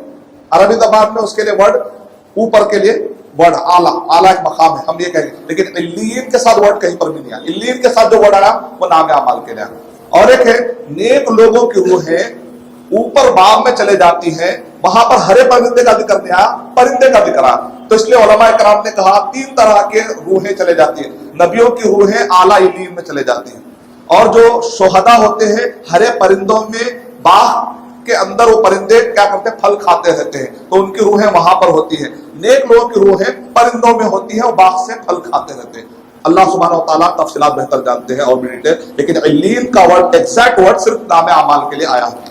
اس کا مطلب سورہ مطففین میں ابرار کون ہوں گے، فجار کون ہوں گے بتا دیں۔ ہم دعا کرتے ہیں کہ اللہ تعالیٰ ہمارے نام اعمال کو اللہ تعالیٰ آسمان میں ایکسپٹ کر لے، برے نام اعمال ہمارے ایسے نہ ہو کہ وہ زمین میں پڑے رہ جائیں، اللہ تعالیٰ اس کو ایکسپٹ کر لے۔ اب سوال جو اٹھتا ہے سورہ مطففین پڑھنے کے بعد، اچھا اس کا مطلب نیک نام اعمال بھی ہوتا ہے، برے نام اعمال بھی ہوتا ہے۔ اب سوال نیکسٹ اٹھتا ہے، یہ برے نام اعمال یا اچھے نام اعمال قیامت میں کہاں سے دیے جائیں گے، کیسا دیا جائے گا؟ تو سورہ انشقاق میں اس کا جواب ہے کہ جو نیک نام اعمال ہوں گے ان کو کہاں داہنے طرف سے دیے جائیں گے، جو برے نام اعمال ہیں ان کو پیٹھ کے پیچھے سے، اور ایک بات دوسرے صورتوں میں کیا ہے، لیفٹ ہینڈ میں دے جائیں گے۔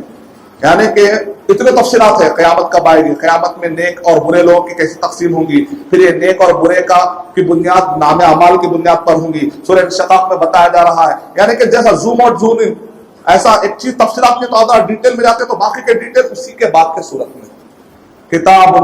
کتاب احکمت آیاتہ، یہ وہ کتاب ہے کہ تم کو مجمل ملے گا، اشارہ ملے گا، پھر اس کے تفصیلات بھی مل جائیں گے، تو ہم کو وہیں پر غور کرنا پڑے گا، تو انشاءاللہ کافی باتیں آپ کو مل جائیں گی۔ اب اس کے بعد سورہ، جب آپ پہنچتے ہیں سورہ انشقاق تک، سورہ انشقاق کے بعد آتا ہے سورہ بروج اور سورہ طارق۔ سورہ بروج اور سورہ طارق میں آپ غور کر کے دیکھیے تو ابھی تک جتنے صورتیں آئی ہیں اس میں سمجھانے کا تفہیمانہ انداز تھا، سمجھانے کا انداز۔ سورہ بروج اور سورہ طارق میں وارننگ کا انداز، جیسے 2 طریقے سے سمجھا سکتے ہیں ایک آدمی کو۔ اگر سمجھنے والا آدمی ہے تو بعض لوگ کیا، ان کی سائیکالوجی کیا ہوتی ہے، سمجھا ہے تو سمجھا، ارے بہت اچھا سمجھا ہے۔ بعض لوگ کو ڈانٹے نا، کیا سمجھا ہے بھائی آج تک آپ سر۔ ایک صاحب کو میں سمجھا رہا تھا، نہیں سمجھے تو میں تھوڑا سا ڈانٹا تو بولا ارشد آج اچھا سمجھا ہے۔ اس کا مطلب کچھ لوگ ایسے بھی ہوتے ہیں، میں ڈر گیا بیچارے کو ڈانٹ دیا، بچانا میری دوستی شاید ٹوٹ جائے گی سوچا تھا، دوسرے نہ کر بولے आप कल जो समझाए थे ना, वो एक हफ्ते जो समझा उससे बेहतर समझा। अच्छा, मतलब बात की साइकोलॉजी ऐसी भी रहती है। मैं डर गया रात भर, अरे बेचारे को डांट दिया मैं, क्योंकि उसका नुकसान हो रहा था, मुझे तकलीफ हो रही थी, वो आदमी समझ नहीं रहा था। मैंने कहा आदमी आपका नुकसान होगा मेरे भाई, नुकसान होगा। अरे भाई आपको समझ में नहीं आ रहा क्या नुकसान हो रहा आपका? क्या समझाया भाई आप? अच्छा, एक आदमी खुदकुशी करने जा रहा, मत करो मत करो, अरे खींच जैसा, अरे कितना अच्छा समझाया भाई आपने, अगर उतना आप नहीं होते ना तो मैं कर लेता था खुदकुशी। समझाए तो नहीं, तो हर एक की साइकोलॉजी अलग है। कुरान मजीद में अल्लाह ताला ने फरमाया बशीर व नदीरा, कभी खुशखबरी अंदाज में समझाते समझाते, कभी नदीरन। तो इंसान के अंदर कभी एक ही इंसान में कभी दो कैफियतें आ जाती है, कभी वो अच्छे तरीके से समझ जाता है, कभी इतना हड्डरम हो जाता है ना, तो उसको क्या करना पड़ता है, बहुत ही मुश्किल से समझाना पड़ता है, तो वार्निंग देते हैं, एक स्टाइल है। अच्छा, सूरह नाज़ियात में आप गौर करके देखिए, इंसान अगर भटकने आ जाता है ना तो वो शैतान को पीछे छोड़ देता है, इंसान अगर अच्छा होने आ जाता है तो फरिश्तों को पीछे छोड़ देता है। कैसे पता चला? फिरौन क्या कह रहा, आना रब्बुकुमुल आला।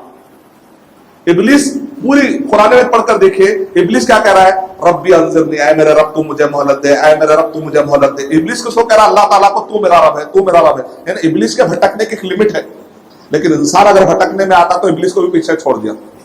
इब्लिस कभी ये नहीं कहा ऐ लोगों मैं तुम्हारा रब हूं।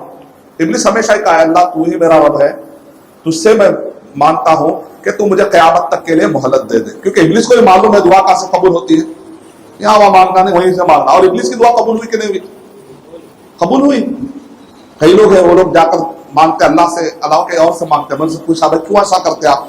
नहीं, ये चेहरा इतना गुनहगार है ना, वो अल्लाह के पास जाकर मांगने से शर्म आती है, इस वजह से हम लोग जो है नेक लोगों को मांगते। मैंने कहा ऐसा क्या गुनाह कर लिया जो इब्लिस से भी खतरनाक है? इब्लिस तो डायरेक्ट किससे मांग रहा है? अल्लाह ताला से मांग रहा है। और इब्लिस की दुआ कबूल हुई कि नहीं हुई? आदम अलैहिस्सलाम का इंतकाल हो गया, लेकिन इब्लिस आज भी जिंदा है कि नहीं है? जिंदा है। Most senior citizen personality on the face of the earth, senior citizen. कब से जिंदा है? किसने जिंदा रखा? वो खुद जिंदा है, अल्लाह ने जिंदा रखा। दुआ कबूल हुई कि नहीं हुई? दुआ कबूल हुई। इब्लिस ने क्या कहा? रब्बी, ऐ मेरे रब का। फिरौन क्या करा? मैं तुम्हारा रब। भटकने में आ गया तो कहां तक चलेगा? जब इंसान अच्छा होने में आता है तो फरिश्तों को अल्लाह ने कहा आदम अलैहिस्सलाम को सजदा करो। क्या मकाम है? अल्लाह ताला फरमा रहे कुरान मजीद में, ये इंसान है ना, ये खैरुल बरिया भी है, ये शरुल बरिया भी है। मखलूकात में सबसे अच्छा भी इंसान है, मखलूकात में सबसे बदतर भी क्या है? इंसान है। अगर ये कुरान मजीद की हिदायत को साथ में उसके सीने में बसा लेगा, कुरान, हदीस, नबी सल्लल्लाहु अलैहि वसल्लम का, सहाबा का तरीका, ये दुनिया का सबसे अच्छा इंसान हो सकता है। अगर ये कुरान सही हदीस के जिस्म से निकल जाते, ये दुनिया का सबसे बदतर इंसान हो सकता है। अल्लाह सुब्हानहू व तआला हमारी हिफाजत फरमाए। बाद औक़ात क्या है?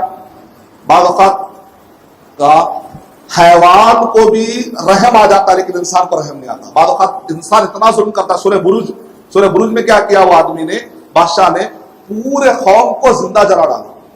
यानी मतलब क्या निकला? इंसान कभी भटकने आता है तो हैवान से भी खतरनाक हो सकता है, इसलिए इस इंसान को कुरान की जरूरत है। ये कुरान गैर मुस्लिम तक पहुंचाइए, वरना अगर नहीं पहुंचाएंगे ये जानवर से भी खतरनाक हमें सता सकते हैं। क्यों?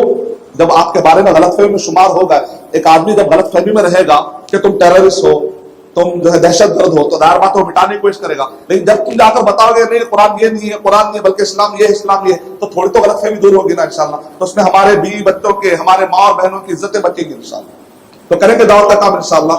सूरह बुरूज और सूरह तारिक में धमकियों का स्टाइल है। सूरह तारिक में एक और एक चीज है, सूरह तारिक पढ़ने से जिन ऐसा, अगर किसी के अंदर जिन है, अगर किसी के ऊपर जादू का असर है, सूरह तारिक पढ़ के देखे तिलमिलाना शुरू कर देगा। सूरह तारिक का माना है रात में कोई भी चीज आती है उसको कहते हैं। अक्सर जितने जादू और जिन वाले लोग जो काम करते हैं ना, वो रात में तारों और सूरज, रात में चांद और तारों की जो रोशनी होती है, खासतौर से 13, 14, 15 को जो रातें होती हैं, इनकी रोशनी से जादूगरों का बड़ा गहरा ताल्लुक है। तो जब ये पढ़ते हैं वत्समाई वत्तारिक, कसम है आसमान की, कसम है तारिक की, यानी रात में आने वाले चीजों की, तो रात में जो तारे निकलते कभी उसकी कसम है, या रात में अल्लाह बेहतर जानता है। लेकिन जब ये सूरत पढ़ते हैं ना, तिल मिला जाता है। ये सूरत बड़ी जलाली सूरत है सूरह तारिक। सूरह तारिक पढ़ने से आदमी की नजरें पर टूट जाती है। सूरह तारिक में बहुत पावर है। और सूरह तारिक देखने में छोटी सूरत है, लेकिन इसके अंदर इंसान के वो मशहूर सवालात है जो दुनिया की किसी किताब में नहीं मिल सकते, ना साइंस में ना टेक्नोलॉजी। क्या सवालात है? इंसान कुछ ऐसे सवाल आते हैं इसका जवाब सिवाय कुरान में कहीं भी नहीं। मैं कौन हूं, میں کہاں سے آیا ہوں, کس نے مجھے پیدا کیا ہے, مجھے کیا کرنا ہے اور کیا نہیں کرنا ہے, مرنے کے بعد میرے ساتھ کیا ہوگا. یہ 5 سوالوں کے جوابات قرآن مجید میں جتنے تشفی بخش ڈیٹیل میں ہے, دنیا کے کسی بھی کتاب میں ان سوالوں کے جواب ہیں. سورہ فاتحہ میں دیکھ لیجیے آپ, میں کون ہوں, ایاک نعبد و ایاک نستعین, تم عبداللہ ہو, اللہ کے بندے ہو. جواب ملا, ایاک نعبد و ایاک, میں عبداللہ ہوں. تم کون ہو؟ ایک صاحب امریکہ میں ایک سائیکالوجسٹ ایک آدمی کو بلائے ہمارے پہچانت کے, تم کون ہو؟ تو کہا میرا نام اعظم ہے. تم کون ہو؟ میں اعظم ہوں. تم کون؟ 4 مرتبہ پوچھا, میں واقعی میں ہوں کون, شک میں آ گیا بیچارہ. ایک مرتبہ ڈپریشن میں چلے گئے. میں نے ان سے کہا ارے بھائی آپ کیوں ڈپریشن میں آ گئے. جنہوں نے قصہ بتایا تھا ان کو میں نے کہا سمپل, آپ جواب دینا, میں عبداللہ ہوں, ایاک نعبد و ایاک, میں تیری ہی بات کرنے والا ہوں, تجھی سے مرنا, تیرے علاوہ کسی سے نہیں, یہ میرا تعارف ہے. اب میں شرک کر لیا تو میرا تعارف ہی ختم ہو گیا نا, نعوذ باللہ. اچھا تم کہاں سے آؤ اور کس نے تم کو پیدا کیا ہے؟ الحمدللہ رب العالمین, پورے عالموں کو پیدا کرنے والے, سنبھالنے والے, پالنے والے نے مجھے بھیجا ہے. ارے واہ. اچھا تم کو اس جگہ دنیا میں کیا کرنا ہے؟ اہدنا الصراط المستقیم, مجھے صراط مستقیم ہے. تم کو کیا نہیں کرنا ہے؟ غیر المغضوب علیہم ولا الضالین, جن پر غصہ نازل ہوا, جو بھٹک گئے نا, ان کے حساب سے نہیں چلنا ہے میرے کو. مجھے چلنا کس سے ہے؟ صراط الذین انعمت علیہم, ان کے راستے پر چلنا ہے. تو یہ سب کرنے سے ملے گا کیا تم کو؟ مرنے کے بعد کیا ہوگا؟ مالک یوم الدین, قیامت کے دن کا جو مالک ہے نا, وہ مجھے سب کا بدلہ دینا, لہذا مشکلیں کر رہا ہوں. سب کے ساتھ ایک چھوٹی صورت میں جو جواب ہے, سورہ طارق پڑھ کے دیکھیں آپ, یہ پورے سوال ہے سورہ طارق میں, اتنی چھوٹی صورت میں. یہ معجزہ ہے. بڑے بڑے کتابیں, وہ میں درخت کے نیچے بیٹھا, وہ لوگ بولتے نا میں انلائٹن ہوا, مجھے روشنی آئی, جن بھی آئی کبھی روشنی بتائی چل جاتا, تو میں روشنی آئی بول کے ادھر پھٹک جاتا. ارے ایک چیز دیکھا تھا, اس کے پیچھے وہ لوگ برسوں برس درختوں کے نیچے بیٹھتے, گفاؤں میں رہتے, پہاڑوں میں جاتے. اللہ کا شکر ہے کہ اللہ تعالیٰ نے یہ نہیں کہا ہدایت ڈھونڈ لو پھر فالو کرو. اللہ نے ایسا کہا تم گفاؤں میں جاؤ, پہاڑوں میں جاؤ, آسمان میں جاؤ, ہدایت ڈھونڈو, اس کے بعد تم کیا کرو, فالو کرو. نہیں, اللہ فرما رہے ذالک الکتاب لا ریب فیہ ھدی للمتقین. بندہ کرا اہدنا اہدنا, اللہ ہدایت دے ہدایت دے. ارے بندے ہدایت آ گئی, ذالک الکتاب لا ریب فیہ ھدی للمتقین, جو کتاب ہے جس میں کوئی شک ہے نا, وہی ہدا ہے, وہی ہدایت ہے. وہ ہدایت لے لے, اور اس ہدایت کی تشریح محمد صلی اللہ علیہ وسلم نے جو سنت میں بتائی دی نا, قرآن و سنت, یہی ہدایت ہے. اب بس تمہارا کام فالو کر لینا. تو سورہ طارق چھوٹا سورہ, سورہ بروج اس میں وارننگ کا اسٹائل ہے کہ جو لوگ نہیں سمجھیں گے تو ان کا یہ ہوگا یہ ہوگا. اس کے بعد اب سورہ سبح اسم ربک الاعلی سے 10 سورے آپ غور کر کے جائیے لگاتار. ایک ہوتا مدعو, دوسرا ہوتا دائی. دائی کا مطلب کیا ہوتا؟ مطلب ماشاءاللہ آپ اسلام سیکھ رہے ہیں, آپ لوگ معلومات ہو گئے. جس کو اسلام نہیں معلوم ہے اس تک پہنچانا ہے, تو اس کو کہتے ہیں مدعو, کسٹمر, غیر مسلم, یا وہ مسلمان جس کو اسلام کچھ بھی نہیں معلوم, آپ اس تک جا کے اسلام کے بعد نماز نہیں پڑھ رہا ہے, روزہ نہیں رکھ رہا ہے, شراب پی رہا ہے, اس کو کہتے ہیں مدعو. اور آپ کیا ہو گئے الحمدللہ دائی. تو ابھی تک جو صورتیں آ رہی تھی وہ مدعو کے بارے میں, مدعو کے دماغ میں کیا اس کے دماغ میں اعتراضات ہے, شبہات ہے, ڈاؤٹ ہے, اس کو کلیئر کر رہا تھا قرآن. ابھی تک اس پر گفتگو ہو رہی تھی مدعو کے بارے میں. اب یہاں سے سورہ اعلیٰ سے لے کر 10 سورتوں تک ٹاپک کون ہے معلوم؟ پورا ٹاپک ہے دائی. یعنی دائی کے اگر اخلاق خراب ہوں گے تو مدعو کیا اسلام قبول نہیں کرے گا. وہ بولے گا یہ مسلمان ایسا ہے, یہ مسلمان ایسا, اس نے مجھے ایسا کیا, اس نے, نتیجے میں وہ بہانہ بنا کے اسلام کی طرف نہیں آئے گا. تو ہم ذمہ دار ہو جائیں گے کسی کو اسلام کی طرف نہیں لانے کا. تو دائی کی بھی اصلاح بہت ضروری ہے, دائی کے بھی اخلاق بہت اچھے ہونا ضروری ہے. تو دائی کی اصلاح کیسے ہوگی؟ تزکیہ ہونا چاہیے. تو لگاتار یہاں سے جتنی صورتیں آ رہی ہیں وہ صورت. ہم آگے بڑھتے ہیں. سورہ ضحیٰ میں نبی اکرم صلی اللہ علیہ وسلم کے بارے میں ذکر ہو رہا ہے. سورہ ضحیٰ میں کیا ہے؟ اب ذرا چھوٹی صورتوں کی طرف آتے ہیں. سورہ ضحیٰ میں نبی اکرم صلی اللہ علیہ وسلم کے زندگی کے بارے میں ذکر ہو رہا ہے. اور نبی بنائے جانے سے پہلے اللہ کے نبی صلی اللہ علیہ وسلم پر جو نعمتیں تھی اس کا ذکر سورہ ضحیٰ میں ہو رہا ہے. نبی بنائے جانے کے بعد جو نعمتیں اللہ نے نبی صلی اللہ علیہ وسلم کو دی, اس کے بعد کی سورہ سورہ شرح میں ہو رہی ہے. سورہ ضحیٰ کے بعد کون سا سورہ ہے؟ سورہ نمبر 94, سورہ انشراح, سورہ شرح. سورہ ضحیٰ میں نبوت سے پہلے جو نعمتیں ملی, علم یجد کا یتیما فآویٰ, اے نبی صلی اللہ علیہ وسلم آپ یتیم نہیں تھے تو کیا ہم نے آپ کو ایک ماوا نہیں دیا؟ کیا ہم نے آپ کو ایک ٹھکانہ نہیں دیا؟ ووجدک ضالا فہدیٰ, ضالن کا معنی ہوتا ہے ضالۃ المؤمن, گمشدہ چیز کو تلاش کرنے والا. فطرت میں نبی اکرم صلی اللہ علیہ وسلم ایک چیز کی تلاش میں تھے. گمراہ کا معنی کرنا صحیح نہیں ہے. ضالہ کا عربی زبان میں ایک معنی آتا ہے تلاش کرنے والا. ضالہ اس میں ہے نا کہ ایک آدمی اگر گم جائے جو اونٹنی کی تلاش میں ہوتا ہے، حدیث میں الفاظ ہے ضالہ مانے جو چیز گم جاتی ہے اس کی تلاش میں ہوتا ہے. تو نبی صلی اللہ علیہ وسلم کی فطرت اتنی اسٹرانگ تھی نا، وہ کبھی شرک میں نہیں گئے، کبھی ماشاءاللہ انہوں نے شراب کے قریب نہیں گئے، موسیقی کے قریب نہیں گئے. ان کی فطرت میں تھا کچھ حق ہے، کچھ حق ہے، کچھ حق ہے. 40 سال وہ اس کی تلاش میں تھے. تو اللہ تعالیٰ کہہ رہے تم جس چیز کی تلاش میں تھی کہ اللہ نے تم کو وہ نہیں دی، نعمت ہے. الم یجدک یتیما فآویٰ ووجدک ضالا فہدیٰ ووجدک عائلا فأغنیٰ. آپ کے پاس مال نہیں تھا، لیکن اللہ تعالیٰ نے آپ کا انتظام کیسے کر دیا، کون سی بیوی عطا کر دیا آپ کو، اور کیسے آپ کے سنبھالنے والے ابو طالب مل گئے آپ کو. تو اللہ تعالیٰ نے انتظام کیا. تو نبوت سے پہلے کی نعمتوں کا ذکر ہے. سورہ انشرح میں نبوت کے بعد کا ذکر ہے. وہ کیا ہے؟ الم نشرح لک صدرک، کیا ہم نے آپ کے سینے کے اندر شرح صدر، اطمینان والی کیفیت ڈال دی. یعنی محدثین کہتے ہیں کہ نبی صلی اللہ علیہ وسلم جب 4 سال کے تھے اور معراج کے موقع پر نبی اکرم صلی اللہ علیہ وسلم کے سینے کو چاک کر کے اندر سے ایک انسان ہونے کے ناطے جو گندے خیالات شیطان ڈال سکتا ہے نا، وہ مادے کو ہی نکال دیا اللہ تعالیٰ. ہر انسان کے ساتھ ایک شیطان لگا ہوا ہے، ایک جن. نبی اکرم صلی اللہ علیہ وسلم نے ارشاد فرمایا میرے جن نے کبھی کا اسلام قبول کر لیا. اتنے نیک تھے نبی اکرم صلی اللہ علیہ وسلم کے، ان کے ساتھ والے جن نے بھی، جو برائی کا بلانے والا ہے اس نے اسلام قبول کر لیا. تو یہ شرح صدر، الم نشرح لک صدرک ووضعنا عنک وزرک. اور اے نبی صلی اللہ علیہ وسلم ہم نے آپ کے اوپر کا بوجھ ہٹا دیا. یعنی نبوت سے پہلے 40 سال تک نبی صلی اللہ علیہ وسلم اس طریقے سے عبادت نہیں کر سکے جو نبوت کے بعد جو طریقہ بتایا گیا. تو نبی صلی اللہ علیہ وسلم کو ہمیشہ تھا 40 سال میرے ایسے گزرے کہ میں ویسے عبادت نہیں کر سکا جیسے عبادت کرنا چاہیے. تو ایک بوجھ تھا. تو اللہ نے کہا آپ کے اگلے سارے سب گناہ معاف ہیں. تو بوجھ کیا ہو گیا؟ ختم ہو گیا. تو بڑی نعمت ہے. سورہ الم نشرح لک صدرک ووضعنا عنک وزرک الذی انقض ظہرک ورفعنا لک ذکرک. اس کے بعد سورہ 3 ہے. سورہ 3 میں آپ غور کر کے دیکھیے، 3 انجیر اور 3 والزیتون. یہ انجیر اور زیتون کہاں اگتا ہے؟ فلسطین جارڈن کے ایریا میں، رائٹ.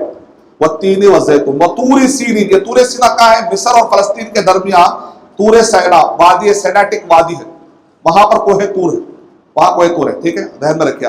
والتین والزیتون وطور سینین وہذا البلد الامین. امن والا شہر کس کو کہتے ہیں؟ مکے کو کہتے ہیں.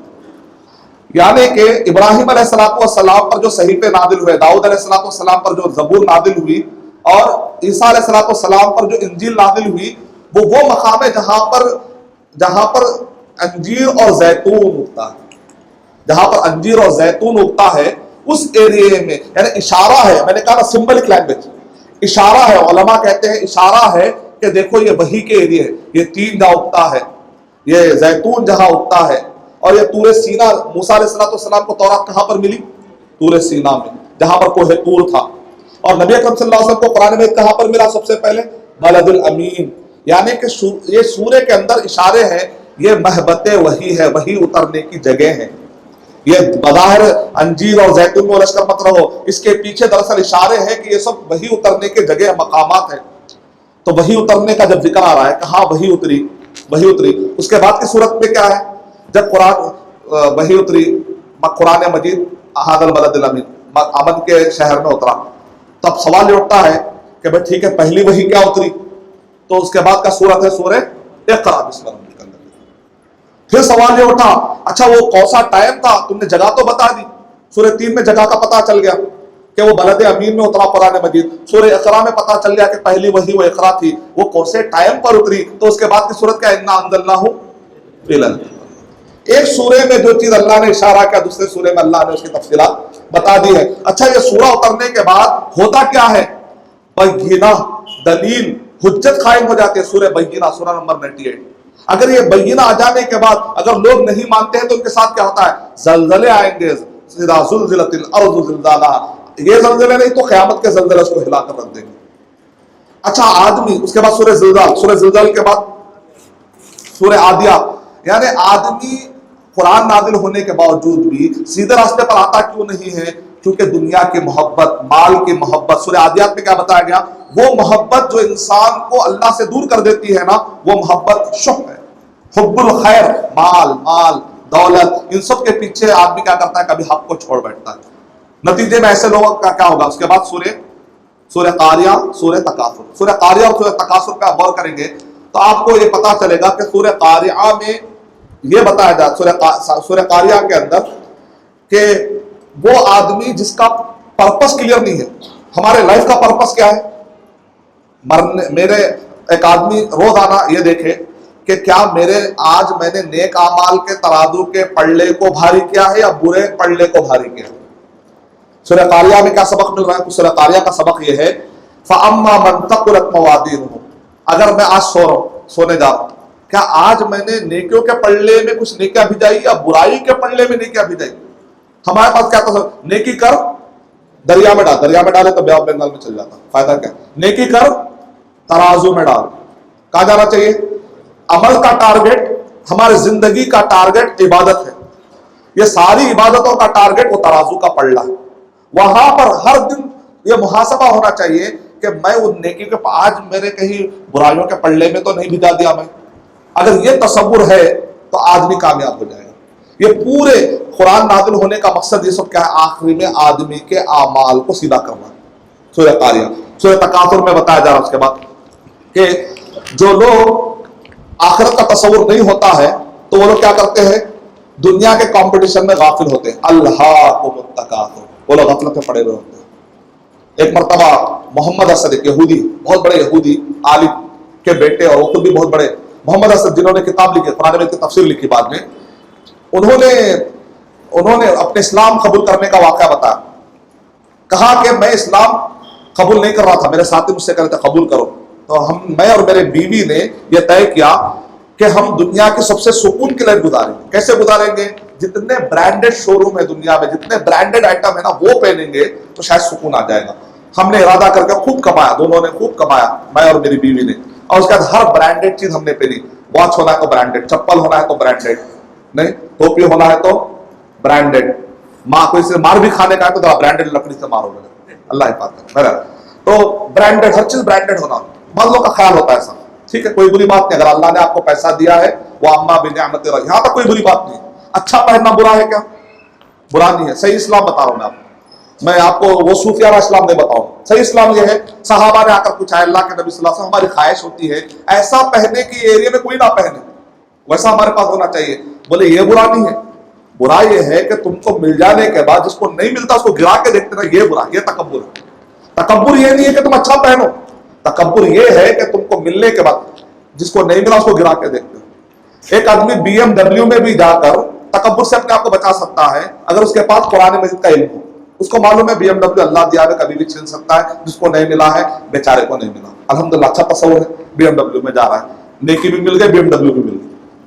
لیکن ایک آدمی ہے سائیکل پہ جا رہا ہے، جو آدمی پیدل جا رہا ہے، جو میرے پاس سائیکل ہے، تم ابھی تک چل رہے، سائیکل پہ بھی تکبر آ سکتا ہے اگر اس کی تربیت برابر نہ ہو. تو مسئلہ اصل میں سائیکل BMW کا نہیں ہے، مسئلہ اصل ریسورسز کا نہیں ہے، مسئلہ تربیت کا. پرابلم جو ہے سافٹ ویئر میں ہے، ہارڈ ویئر میں نہیں. سمجھ میں آیا؟ پورا وائرس ادھر ہے اصل میں پرابلم. اللہ حفاظت، یہ صحیح ہونا بہت ضروری ہے، سوچ صحیح ہونا ضروری ہے. ورنہ عثمان غنی رضی اللہ تعالیٰ مالدار ہو کے جنت میں گئے کہ جہنم میں گئے؟ غنی بولتے ہیں یا فقیر بولتے ہیں؟ غنی. تو ان کا غنا ان کو جہنم جنت میں جانے سے نہیں روکا. عشر مبشرہ کی میجورٹی 6 بڑے تاجر تھے، بڑے مالدار تھے. مالدار ہونا کوئی برا نہیں ہے، قارون مت بنو. عہدہ ہونا کوئی برا نہیں ہے، حامان مت بنو. بادشاہت ہونا کوئی برا نہیں ہے، فرعون مت بنو. بننا ہے تو سلیمان علیہ السلام کی بادشاہت پا کے اللہ کا شکر گزار بن جاؤ. مال پا کر عثمان غنی بن جاؤ. عہدہ پا کر ابو بکر رضی اللہ تعالیٰ کا خلیفہ بن جاؤ. یہ عہدے ان کو جنت کے لیے اور راستے میں مدد کیے، یہ مال ان کو جنت میں لے جانے کے لیے اور مدد کیا. یہ اسلام کا کانسیپٹ. اسلام کا کانسیپٹ یہ نہیں ہے کہ میں اپنے آپ کو پیسہ رکھ کر بھی غریب ثابت کروں گا تاکہ لوگ مجھے بولے کتنے نیک مولانا ہے، پھٹے کپڑے پہن کے رہتے ہیں. اچھے کپڑے پہنے اس کا مطلب ہے مولانا اچھے نہیں دکھ رہے تھے، ضرور ان کے تقوی میں کچھ کمی ہے. ایسی بات نہیں ہے. عرب کے لوگ دیکھیں زبردست گاگل لگا کے مرسڈیز میں جاتے ہیں، ہمیشہ سبحان اللہ، الحمدللہ، استغفر اللہ، سب چلتا رہتا. دین دنیا سب لے کے چل رہے ہیں ماشاءاللہ. صحیح بیلنس تصور ہے. ہمارے پاس زیادہ کریں گے تو کہاں بھٹک جاتے ہیں. بعض اوقات میں ایسا رہوں گا تاکہ لوگ مجھے متقی بولے، یہ بھی تکبر. آپ کہاں بچ کے جائیں گے؟ تو اسی لیے اللہ کو متقا برانڈڈ، ان کے دماغ میں تھا کہ برانڈڈ لوں گا تو سکون ملے گا. کہتے ہیں کہ مجھے سکون نہیں ملا. ایک دن آئے میں اور میری بیوی غمگین، بولے کہ ہم اتنا غم میں ہے، اتنا ڈپریشن میں، ہم کو سکون کیوں نہیں مل رہا؟ ہمارے پاس ہر چیز ہے، سب ہے. آخر میں نہر کے پاس گئے، بارش پانی کے خطرے گر رہے ہیں، سکون نہیں ملا. گھر میں آئے تو جو دوست نے قرآن مجید دیا تھا نا وہ ہوا سے اڑ اڑ کے آخری میں کون سا صورت وہاں پر کھلی ہوئی تھی؟ الہاکم التکاثر، غافل کر دیا تم کو کمپٹیشن میں. جب آدمی آخرت سے غافل ہو جاتا ہے تو آپس کے کمپٹیشن میں مجھے اس سے آگے بڑھنا ہے، مجھے اس سے آگے بڑھنا ہے. اچھا تم مجھے ایسا بولتے تم آپ کو بتاتا ہوں میں. کچھ لوگ رہتے خواہ ایک نیا جاب ڈال لیتے لائف میں اس کو آج بتا کے اب اس کو بیچارہ اب پورا بتاتے دیکھا تو وہ تو نہیں میں بھی سیٹسفائی نہیں ہوتا ایسا پھر کرتا ہے. تو کس کے لیے سیلری جاب کر رہے ہیں آپ؟ وہ بیچارے کے لیے بتانے کے لیے. بھائی کون ہے وہ آدمی؟ اچھا اگر آپ اس کو بتا بھی لیے تو جنت دینے والا آپ کو کیوں اس کو بتا رہے ہیں؟ اچھا کچھ لوگ اللہ کے لیے نہیں کرتے، میں نے جماعت کے لیے کیا نہیں کیا لیکن آج یہ جماعت مجھے ایسا کہہ رہی ہے، مجھے ایسا کہہ رہی. میں نے میری بیوی کے لیے کیا نہیں کیا لیکن آج میری بیوی چھوڑ دی، ہارٹ اٹیک. ارے بھائی تم بیوی کے لیے کیوں کرے؟ اللہ کے لیے کرنا تھا. میں میرے بھائی کے لیے کیا نہیں کیا لیکن آج میرا بھائی مجھے پلٹ کے یہ کہتا ہے لہذا ہارٹ اٹیک. بھائی تم بھائی کے لیے کیوں کرے؟ اللہ کے لیے کیوں نہیں کرے؟ آپ بھائی کے لیے مت کریے، کسی کے لیے بھی مت کریے، اللہ کے لیے کریے. اگر سامنے والا مانتا ہے تو ویل اینڈ گڈ، نہیں مانتا ہے تو کوئی پرابلم نہیں، کیونکہ جس کے لیے میں نے کیا ہے نا اس کے پاس میرا اجر محفوظ ہے. اخلاص سے سکون آیا کہ نہیں آیا؟ اللہ کے لیے کریں گے، نبی صلی اللہ علیہ وسلم کے طریقے کے مطابق کریں گے، ان کے کمپٹیشن میں نہیں جائیں گے، صرف اللہ کے لیے کریں گے تو سکون آئے گا کہ نہیں آئے گا؟ سکون آئے گا. یہ جیسے راز پایا انہوں نے کہا لا الہ الا اللہ محمد، ایک سورہ کو پلٹا دیا. اس کے بعد اتنا اسلام پہ ریسرچ کیا انہوں نے، آخر میں تفسیر لکھی. ایک یہودی آ کر اسلام میں آ کر پھر آخر میں تفسیر لکھتا ہے. ایک سورت، چھوٹی سورت، ہم اس سورت نہ جانے کتنے مرتبہ پڑھ لیتے ہیں پھر بھی ہمارے دماغ سے شرک نہیں نکلتا، بدعت نہیں نکلتی، تکبر نہیں نکلتا، حسد نہیں نکلتا. اس کا مطلب ہم قرآن مجید کو سمجھ کر نہیں پڑھ رہے. سورہ تکاثر کے بعد آپ کو ملتا ہے سورہ تکاثر، اس کے بعد ہے سورہ عصر. یعنی ایک آدمی اگر کامیاب ہونا چاہتا ہے تو اس کو کتنے اصول فالو کرنا پڑے گا؟ کامیاب ہونے والوں کے کتنے علامتیں ہیں قرآن مجید میں؟ 4 علامتیں ہیں. والعصر، قسم ہے زمانے کی، ان الانسان لفی خسر، پورے انسان خسارے میں. خسارہ کس کو کہتے ہیں معلوم؟ عربی میں خسارہ کس کو کہتے ہیں؟ آپ بزنس کرنے گئے، پروفٹ لانے کے چکر میں کیپٹل بھی تباہ کر لی، اس کو عربی زبان میں کیا بولتے ہیں؟ خسارہ. بیچارہ پروفٹ لانے کے چکر میں اپنا کیپٹل بھی گنوا لیا تو کہتا ہے بیچارے کا خسارہ ہو گیا. یعنی ایک آدمی اس زندگی سے جنت پانے والا تھا، جنت تو نہیں ملی، الٹا یہ زندگی کا یہ جسم کہاں چلے گیا؟ جہنم میں چلے گیا. اپنے راس المال کو نہیں بچا سکا، یہ بڑا خسارہ ہے. ان الانسان لفی خسر. اچھا اب خسارے میں نہیں جانا ہے تو کیا کرنا ہے؟ 4 کام کرنا ہے. ایمان، نیک عمل، عقیدہ اچھا ہونا ضروری ہے. عمل نہیں ہونا، عمل صالح ہونا ہے. عمل صالح مطلب بدعت سے پاک، شرک سے پاک. خالی عمل جو بھی اچھا عمل رہتے ہیں وہ عمل کو چیک کر لینا، شرک سے پاک ہونا ضروری ہے، بدعت سے. عمل صالح ہونا ہے. وتواصوا بالحق، عمل کرنے کے بعد سیلفش نہیں بننا، دوسروں کو بھی اچھائی کی طرف بلانا ہے. خالی میں اچھا بن جاؤں گا تو نہیں، دوسروں کو بھی. ورنہ اگر آپ اچھے بن جائیں گے دوسروں کو نہیں بلائیں گے، آپ خسارہ میں، کیونکہ آپ سیلفش ہو گئے. آپ نہیں چاہ رہے کہ دوسرا آدمی بھی جنت میں آ جائے. اتنے لوگ جنت میں آ گئے تو کیسا پھر مجھے جگہ ملتی کہ نہیں ملتی؟ ایسا تو نہیں، ایسا تو نہیں نا. سوچ ایسی سوچ نہیں ہے. اللہ تعالیٰ کے پاس خزانے میں کوئی کمی ہے کیا؟ کئی لوگ کلمہ نہیں پڑھا رہے. میں ملیشیا گیا تو وہاں پر لوگ بول رہے ہیں، میں بولا آپ لوگ یہاں پر اسلام کیوں پیش نہیں کرتے؟ اگر یہ لوگ کلمہ پڑھ لیے تو کل کے یہ لوگ حکومت لے لیے تو یہ کوئی سوچ ہے کیا؟ نبی اکرم صلی اللہ علیہ وسلم نے کیا ارشاد فرمایا؟ اے لوگوں تم کلمہ پڑھو، عرب اور عجم کے مالک تم بنو، تم حکومت سنبھالو، مجھے اس سے کیا لینا دینا، تم جہنم سے بچ جاؤ. بس مومن کی سوچ کیا آتی ہے؟ جہنم سے بچانا. جہنم. ہم سیاسی پولیٹیکل سوچ نہیں لے سکتے، ہماری سوچ دینی ہونی چاہیے، ہماری سوچ اخلاص والی، ہمدردی والی. سب سے بڑی ہمدردی یہ ہے کہ لوگوں کو جہنم کی آگ سے بچاؤ. پیسہ دینا ہمدردی نہیں، اس سے بڑی ہمدردی ہے لوگوں کو جہنم کی آگ سے بچاؤ. تو تواصوا بالحق، تو آپ کو حق بتانا پڑے گا. ارے حق بتاؤں گا تو میرا دوست ناراض ہو جائے گا. بھائی ناراض ہوگا تو وہ چھوٹا نقصان ہے، اگر وہ جہنم میں جائے گا تو بڑا نقصان ہے. تو آپ ناراض، آپ کو دوستی کا ڈر ہے، اللہ کی دوستی کا ڈر نہیں ہے. اگر میں وہ دعوت میں نہیں جاؤں گا تو وہ فلاں رشتہ دار جو ہے نا وہ ناجائز دعوت، معلوم ہے وہاں پر موسیقی ہے، ناچ گانا ہے، شراب ہے، ارے دوست بلا رہا ہے.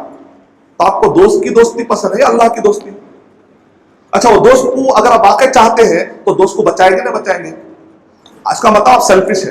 آپ دوست کو نہیں، آپ کہہ رہے ہیں اس کا پورا کھا لو، اس کا جہنم میں چھڑک دو، پھر آ کے توبہ کر لو. اس کا مطلب سیلفش ہے، صحیح دوست نہیں. آپ سچے دوست ہوتے تو وتواصوا بالحق وتواصوا بالصبر. یہ صبر بھی بڑا بہت بہترین ہے. بے صبری انسان کے ایمان کو کھا جاتی ہے، عمل کو کھا جاتی ہے، دعوت کو کھا جاتی ہے. داعی کے اندر اگر صبر نہ ہو گیا کام. صبر کا معنی ہوتا ہے گھیٹی مارنا. صبرا مانے کا گھیٹی مارنا. پورا مالا اچھا بنائے، آخر میں گھیٹی نہیں مارے تو کیا ہو جاتا؟ پورا مالا تاگے کو پکڑے گے تو پورے موتیاں کیا ہو جاتے؟ گر جاتے.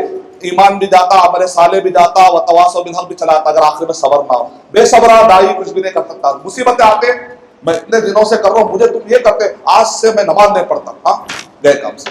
کس اللہ کے لیے پڑھ رہے تھے, بندے کے لیے پڑھ رہے تھے, اللہ کے لیے کرو.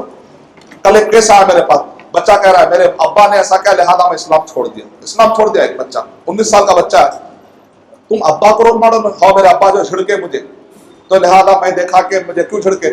میں نے کہا کیا آپ نے محمد صلی اللہ علیہ وسلم کی زندگی میں کبھی آپ نے چل ہٹ ایسا ورڈ آپ نے کبھی پایا؟ محمد صلی اللہ علیہ وسلم نے کسی کہا کیا ہٹ چل؟ تو غیر مسلم سے بھی کبھی آپ نے ایسا کہا؟ نبی صلی اللہ علیہ وسلم, خالد بن ولید رضی اللہ تعالیٰ 21 سال ستانے کے بعد نبی اکرم صلی اللہ علیہ وسلم کے پاس آئے اور معافی مانگے. تو نبی اکرم صلی اللہ علیہ وسلم نے یہ کہا کہ پہلے میں 100 کوڑے ماروں گا, میرے سینے کو سکون ملے گا, اس کا معاف کروں گا. ایسا بولے, جاؤ معاف کرتا ہوں. مکے کے لوگوں معاف, ابو سفیان کو بھی معافی ہے, جو ابو سفیان کے گھر میں جائے گا اس کو بھی معافی ہے. بولے اس سے بڑھ کر اور کیا صبر چاہیے؟ دائی کا صبر ایسا ہونا چاہیے کہ دشمن پر رحم کھا کے اس کو جہنم سے بچائے. ہم تو اپنے لوگوں پر رحم نہیں کھاتے, بہن کو بولتے تو جہنم میں جا, چھوٹی چھوٹی بات پہ 2 روپے نہیں دیے تو جہنم میں جا. کسی بہن کو بولتے, بھائی کو بولتے. ہم اتنے بے رحم ہو گئے نا, اپنی سگی ماں کو بد دعا دے آتے. ہم اتنے بے رحم کٹھور ہو چکے ہیں نا, اپنے سگے بیٹے کو کہتے تو جہنم میں جا. اللہ کے نبی صلی اللہ علیہ وسلم تو کہہ رہے میری مثال تو ایسی ہے کہ پتنگے آگ کی طرف جا رہے ہیں, میں ان کے پہلوؤں کو پکڑ پکڑ کے کھینچ رہا ہوں. اللہ تعالیٰ ہمارے اندر بھی ہمدردی دے دے, اللہ ہمارے دلوں کو مرٹ ہونے سے اور یہ سخت ہونے سے بچا لے. اس کا سورہ اثر میں بتایا جا رہا, کامیاب لوگ کون ہے سورہ اثر پڑھ لیجئے, ناکام لوگ کون ہے جاننا ہے تو سورہ ہمزہ پڑھ لیجئے. کون ہے ناکام لوگ؟ ویل لکل ہمزۃ لمزہ, جہنم ان کے لیے جو آڑے نام رکھتے ہیں. آڑے نام تو بہت رکھتے ہیں, عیب لگاتے ہیں, الٹے سیدھے نام رکھتے ہیں, سیڈسٹک پلیزر بولتے ہیں. دوسروں کو ستانے سے بعضوں کو بہت خوش ہوتا اکیلے بیٹھ کے, آج کو میں ستایا, آج کو ستایا. اللہ کو ایسے لوگ بہت ناپسند. دوسروں کو ستا کے خوش ہونے والے کیا یہ نہیں جانتے کہ اللہ بھی اس کو بھرے محفل میں ستا کے پھر اس کا بھی اللہ مذاق اڑا سکتے ہیں.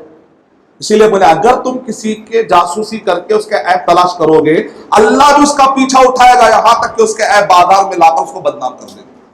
کسی کے جاسوسی میں نہیں پڑنا.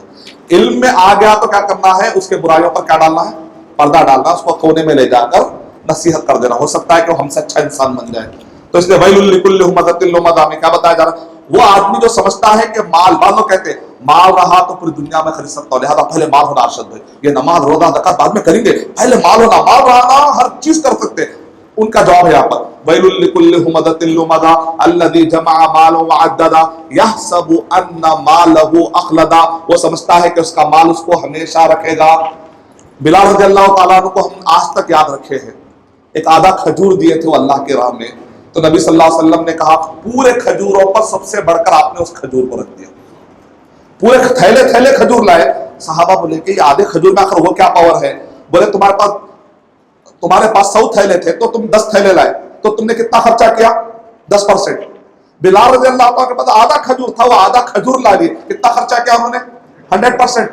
اور جو جذبے سے لائے نا, دن بھر یہودی کے پاس جا کے دن بھر پانی ڈالے, اللہ کے راہ میں کچھ تو دینا, میرے پاس نہیں ہے, ہم آتا رکھ کے نہیں دیتے. ایک صحابی کے پاس کچھ بھی نہیں ہے تو دن بھر یہودی کے پاس پانی ڈال کے آخری میں وہ یہودی اتنا بخیل تھا, پورا کھجور بھی نہیں دیا, آدھا کھجور دیا. کھجور کہتے بخیل.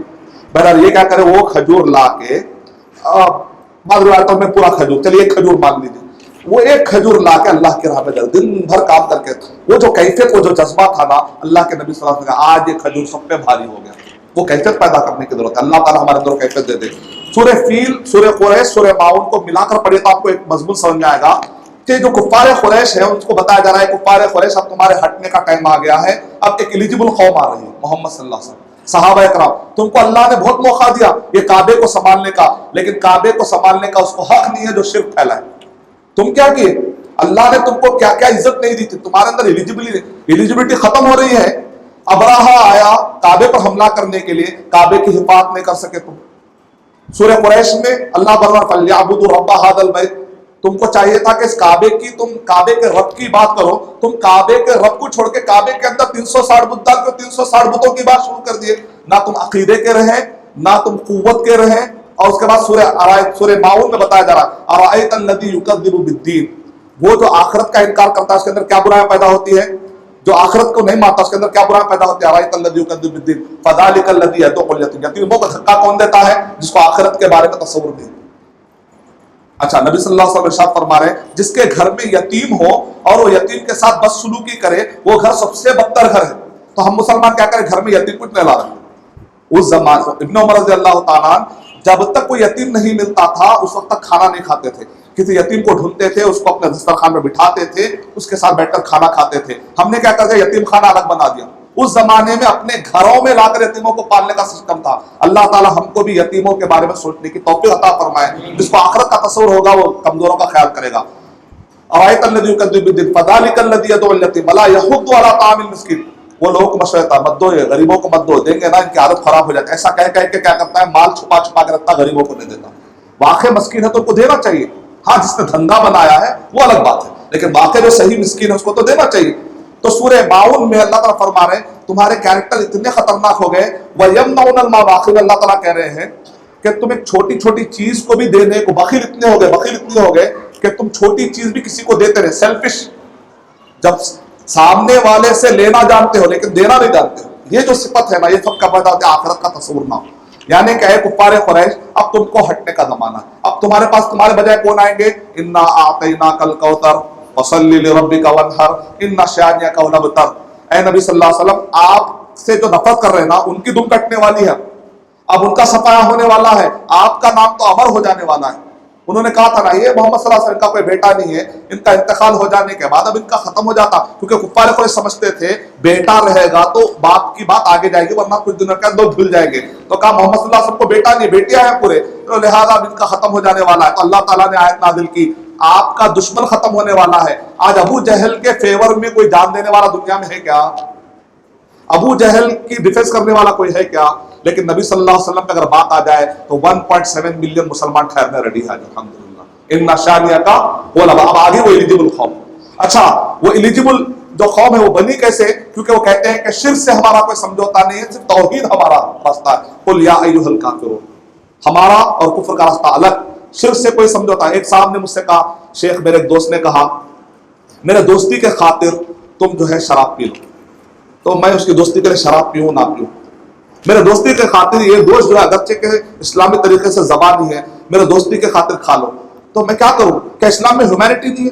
کیا اسلام میں دوستی کا خیال نہیں ہے؟ تو میں نے کہا دیکھو میرے بھائی اس سے آپ یہ کہیے میں تمہارے دوستی کے خاطر میرے جسم کا خون دے سکتا ہوں اگر تم کو ضرورت پڑے، میں تمہارے دوستی کے خاطر تم کو ضرورت پڑی میرے پاس پیسہ ہے تو پیسہ قرضے میں دوں گا، میں آپ کو تحفے میں دوں گا، میں آپ کو گفٹ دوں گا، لیکن یہ دنیائی معاملے میں۔ لیکن جب دین کا مسئلہ آ جائے گا نا، لکم دینکم ولی دین، تمہارا دن تم کو میرا دن مجھ کو۔ لیکن وہ آدمی کہہ رہا ہے نا شیخ کہ بھائی میرے دوستی کے خاطر تم، میں نے کہا اچھا ٹھیک ہے اس سے کہو میرے دوستی کے خاطر تم ذرا گائے کا گوشت کھا لو۔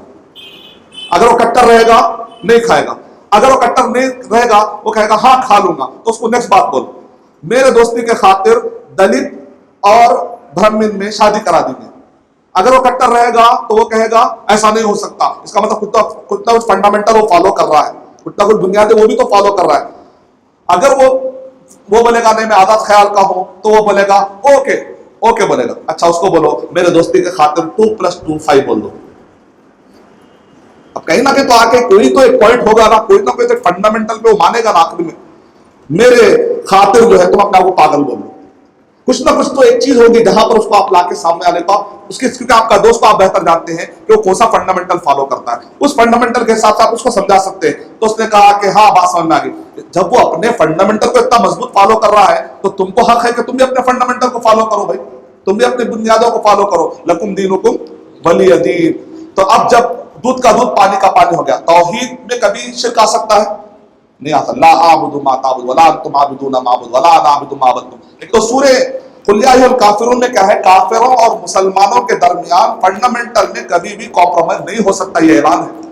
اسی لیے ابن قیم رحمۃ اللہ علیہ کہہ رہے ہیں گلاس کو پہلے صاف کریں گے اس کے بعد صحیح پانی ڈالیں گے تو صحیح ہے، گلاس گندا ہے پانی ڈالیں گے تو پانی کیا ہو جائے گا؟ تو دلوں میں سے پہلے کفر کو نکالنا ہے، اس کے بعد قل هو اللہ احد ہے، پہلے قل یا کافرون سے تمہید مانتے آ رہے ہیں، اس کے بعد قل اللہ احد ہے۔ اب اللہ تعالیٰ کرے گا جاء نصر اللہ والفتح، اب آگے وہ قوم فتح مل جائے گی، کامرانی مل، کون ہے وہ قوم؟ محمد صلی اللہ علیہ وسلم۔ اچھا اس سے پہلے لوگ کلمہ پڑھے، صلح حدیبیہ تو دیکھیں آپ 6000 لوگ، فتح مکہ کے موقع پر 8000 لوگ، सुलह हुदैबिया के तक भी तादाद बहुत कम है, 6,000, 8,000, 10,000 ऐसे ही मिलेंगे आपको। लेकिन हज्जतुल वदा में कितने थे? 1,40,000। क्योंकि कुफ्फार कुरैश के पास एक लॉजिक थी, अबराहा आया, काबे पर हमला किया, तो ऊपर वाले ने किसको हरा दिया? अबराहा को। मोहम्मद सल्लल्लाहु अलैहि वसल्लम आए और आकर मक्का फतह कर लिए, लेकिन ऊपर वाले ने मोहम्मद सल्लल्लाहु अलैहि वसल्लम को कुछ भी नहीं किया।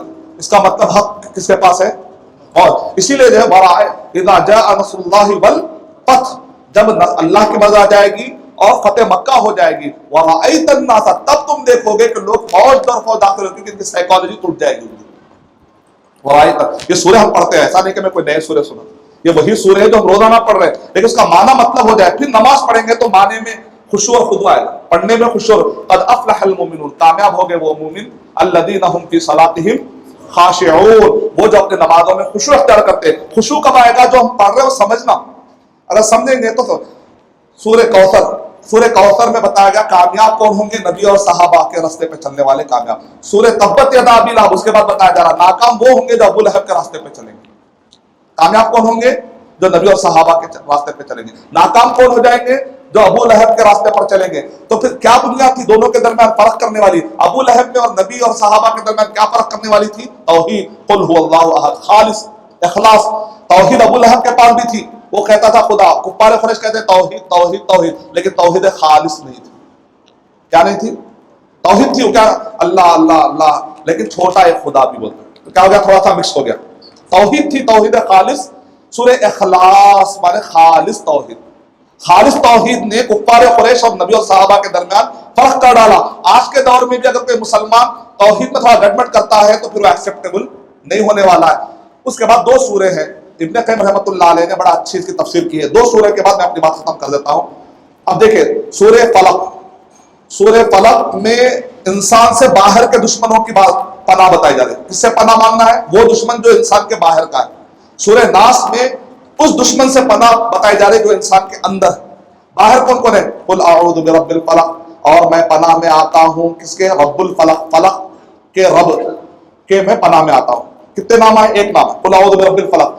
कुल अऊज़ु बिरब्बिन नास, सूरह नास में कितने नाम आ रहे हैं अल्लाह ताला के? कुल अऊज़ु बिरब्बिन नास, मालिकिन नास, इलाहिन नास। सूरह फलक में एक नाम का वास्ता है, अल्लाह के एक नाम का वास्ता है। सूरह नास में अल्लाह के कितने नामों का वास्ता है? 3। यानी अंदर का जो दुश्मन है ना वो बहुत ज्यादा खतरनाक है। वो कौन है? वो वसवसा और शैतान। अल्लज़ी युवस्विसु फी सुदूरिन नास मिन शर्रिल वसवासिल खन्नास अल्लज़ी युवस्विसु फी सुदूरिन नास। वो शैतान और ये वसवसे, ये जो जमात है, तो इंसान का जो नफ्स है ना, नफ्स अम्मारा बन जाता है, बुराई पर उभारने वाला नफ्स बन जाता है। इसलिए नबी अकरम सल्लल्लाहु अलैहि वसल्लम मिंबर पर ठहर कर कहते थे, व नऊज़ु बिल्लाहि मिन शुरूरी, हम कहते हैं अल्लाह, वो जो आदमी है ना खुद घूर रहा, वो आदमी से नुकसान होगा, वो पड़ोसी से नुकसान होगा, वो कंप्यूटर से नुकसान होगा। अरे बंदे वो पता नहीं कब नुकसान पहुंचाएगा। ये 24 घंटे जो तेरे साथ अंदर जो लगा हुआ दुश्मन है ना, ये दुश्मन बहुत खतरनाक है। यही तुझे बाजार में लाके दलील करेगा, ये तुझको हसद पे उभारेगा, ये तुझको तकब्बुर पे उभारेगा। बाजार में लाके तुझे मार खिलाने वाला ये नफ्स है, इसको तू कंट्रोल नहीं करेगा ना, ये तुझे बाजार में जलील करेगा। वो दोस्त, वो दुश्मन कब जलील करेगा नहीं मालूम जिंदगी में, लेकिन ये 24 घंटे में कभी भी कर सकता है। ये इसके लिए तुम पनाह मांगने के लिए 3-3 नामों का वास्ता लो, तब जाके तुम बचोगे, वरना बचना बहुत मुश्किल हो जाएगा। और सूरह फलक में क्या बताया जा रहा है? कुल अऊज़ु बिरब्बिल फलक मिन शर्रि मा खलक, सारे मखलूकात के शर से बचा। सारे मखलूकात में भी खास तौर से कौन? मिन शर्रि मा खलक व मिन शर्रि गासिक़िन इज़ा वक़ब, रात के अंधेरे का शर। रात का अंधेरे में क्या था? जितने दुनिया में डाकू है, चोर है, जादूगर है, ये सब रातों के टाइम पे कॉन्स्पिरेसी करते। जितने बुरे लोग होते हैं वो रातों के टाइम पे कॉन्स्पिरेसी करते। मिन शर्रि गासिक़िन इज़ा वक़ब, रातों को भी सबसे ज्यादा खतरनाक यूज करने वाले कौन होते हैं? जादूगर। और मिन शर्रिन नफ़्फ़ाथाति फिल उक़द, जो फूंक मारने वाले हैं गिरोह के अंदर, यानी कि वो जादूगर औरतें, वो जादूगर नुफूस। अच्छा, ये जादू तो कई वजह से होता है, लेकिन उसमें से खास तौर से उसकी वजह क्या होती है? और मिन शर्रि हासिदिन इज़ा हसद, तो जड़ को काट दे रहा है। अगर आप ये सूरा पढ़ रहे हैं, हसद से आप बच जाएंगे इंशाल्लाह, जादूगरों के हमले से बच जाएंगे इंशाल्लाह। रात में होने वाले आपके खिलाफ जितने कॉन्स्पिरेसी लोग आज को जाके मारना है, अल्लाह बचाएगा इंशाल्लाह। मखलूकात के जितने शर है इंशाल्लाह, कौन बचाएगा इंशाल्लाह? अल्लाह सुब्हान। रात के कुछ जानवर अलग है, दिन के जानवर अलग है। रात के मखलूकात अलग, रातों में आने वाले जिन अलग है, जिनों में आने वाले रातों के शर वाले इंसान अलग है। बादलों का दिमाग रात में बहुत काम करता, बादलों का दिमाग दिन में बहुत काम करता। तो बहरहाल अल्लाह ताला ने हर एक से पनाह हमारी सिखा दी है। ये एक्सटर्नल एनिमी है। सूरह नास के अंदर इंटरनल एनिमी बताया, दोनों से बचना बहुत जरूरी है। तो ये है दो सूरतों का खुलासा, यानी कि दो सूरतें पढ़कर इंसान को कहते हैं मुअव्विज़तैन। एक साहब ने कहा ताबीज जायज है ना जायज है, तो मैंने कहा कुरान की ताबीज जायज है। मुअव्विज़तैन माने ताबीज, कौन सी ताबीज है? कुल औज़ु बिरब्बिल फलक कुल औज़ु बिरब्बिन नास पढ़कर ताबीज। ताबीज माने बचाने वाली सूरतें, किसके हुक्म से? अल्लाह के हुक्म से। ये जायज ताबीज है। और एक है तो मेड इन इंडिया ताबीज। मेड इन इंडिया ताबीज कौन सी होती? कपड़ों वाली होती। कुरान की ताबीज चाहिए मेड इन इंडिया? मुअव्विज़तैन चाहिए या दो कपड़ों वाले? कुछ भी नहीं होने वाला उससे। तो इसलिए जायज तरीका अपनाइए अल्लाह शैतानों से बचने का, जिनों से बचने का, शर से बचने का। तो ये चंद बातें थी जो मैं आपको, वैसे मैं डिटेल में जाने सका, माजरत चाहता हूं मैं आप लोगों से। जो कुछ पॉइंट्स, मेरा मकसद था पूरी तफसीर बताना मकसद नहीं था, शौक डालना मकसद।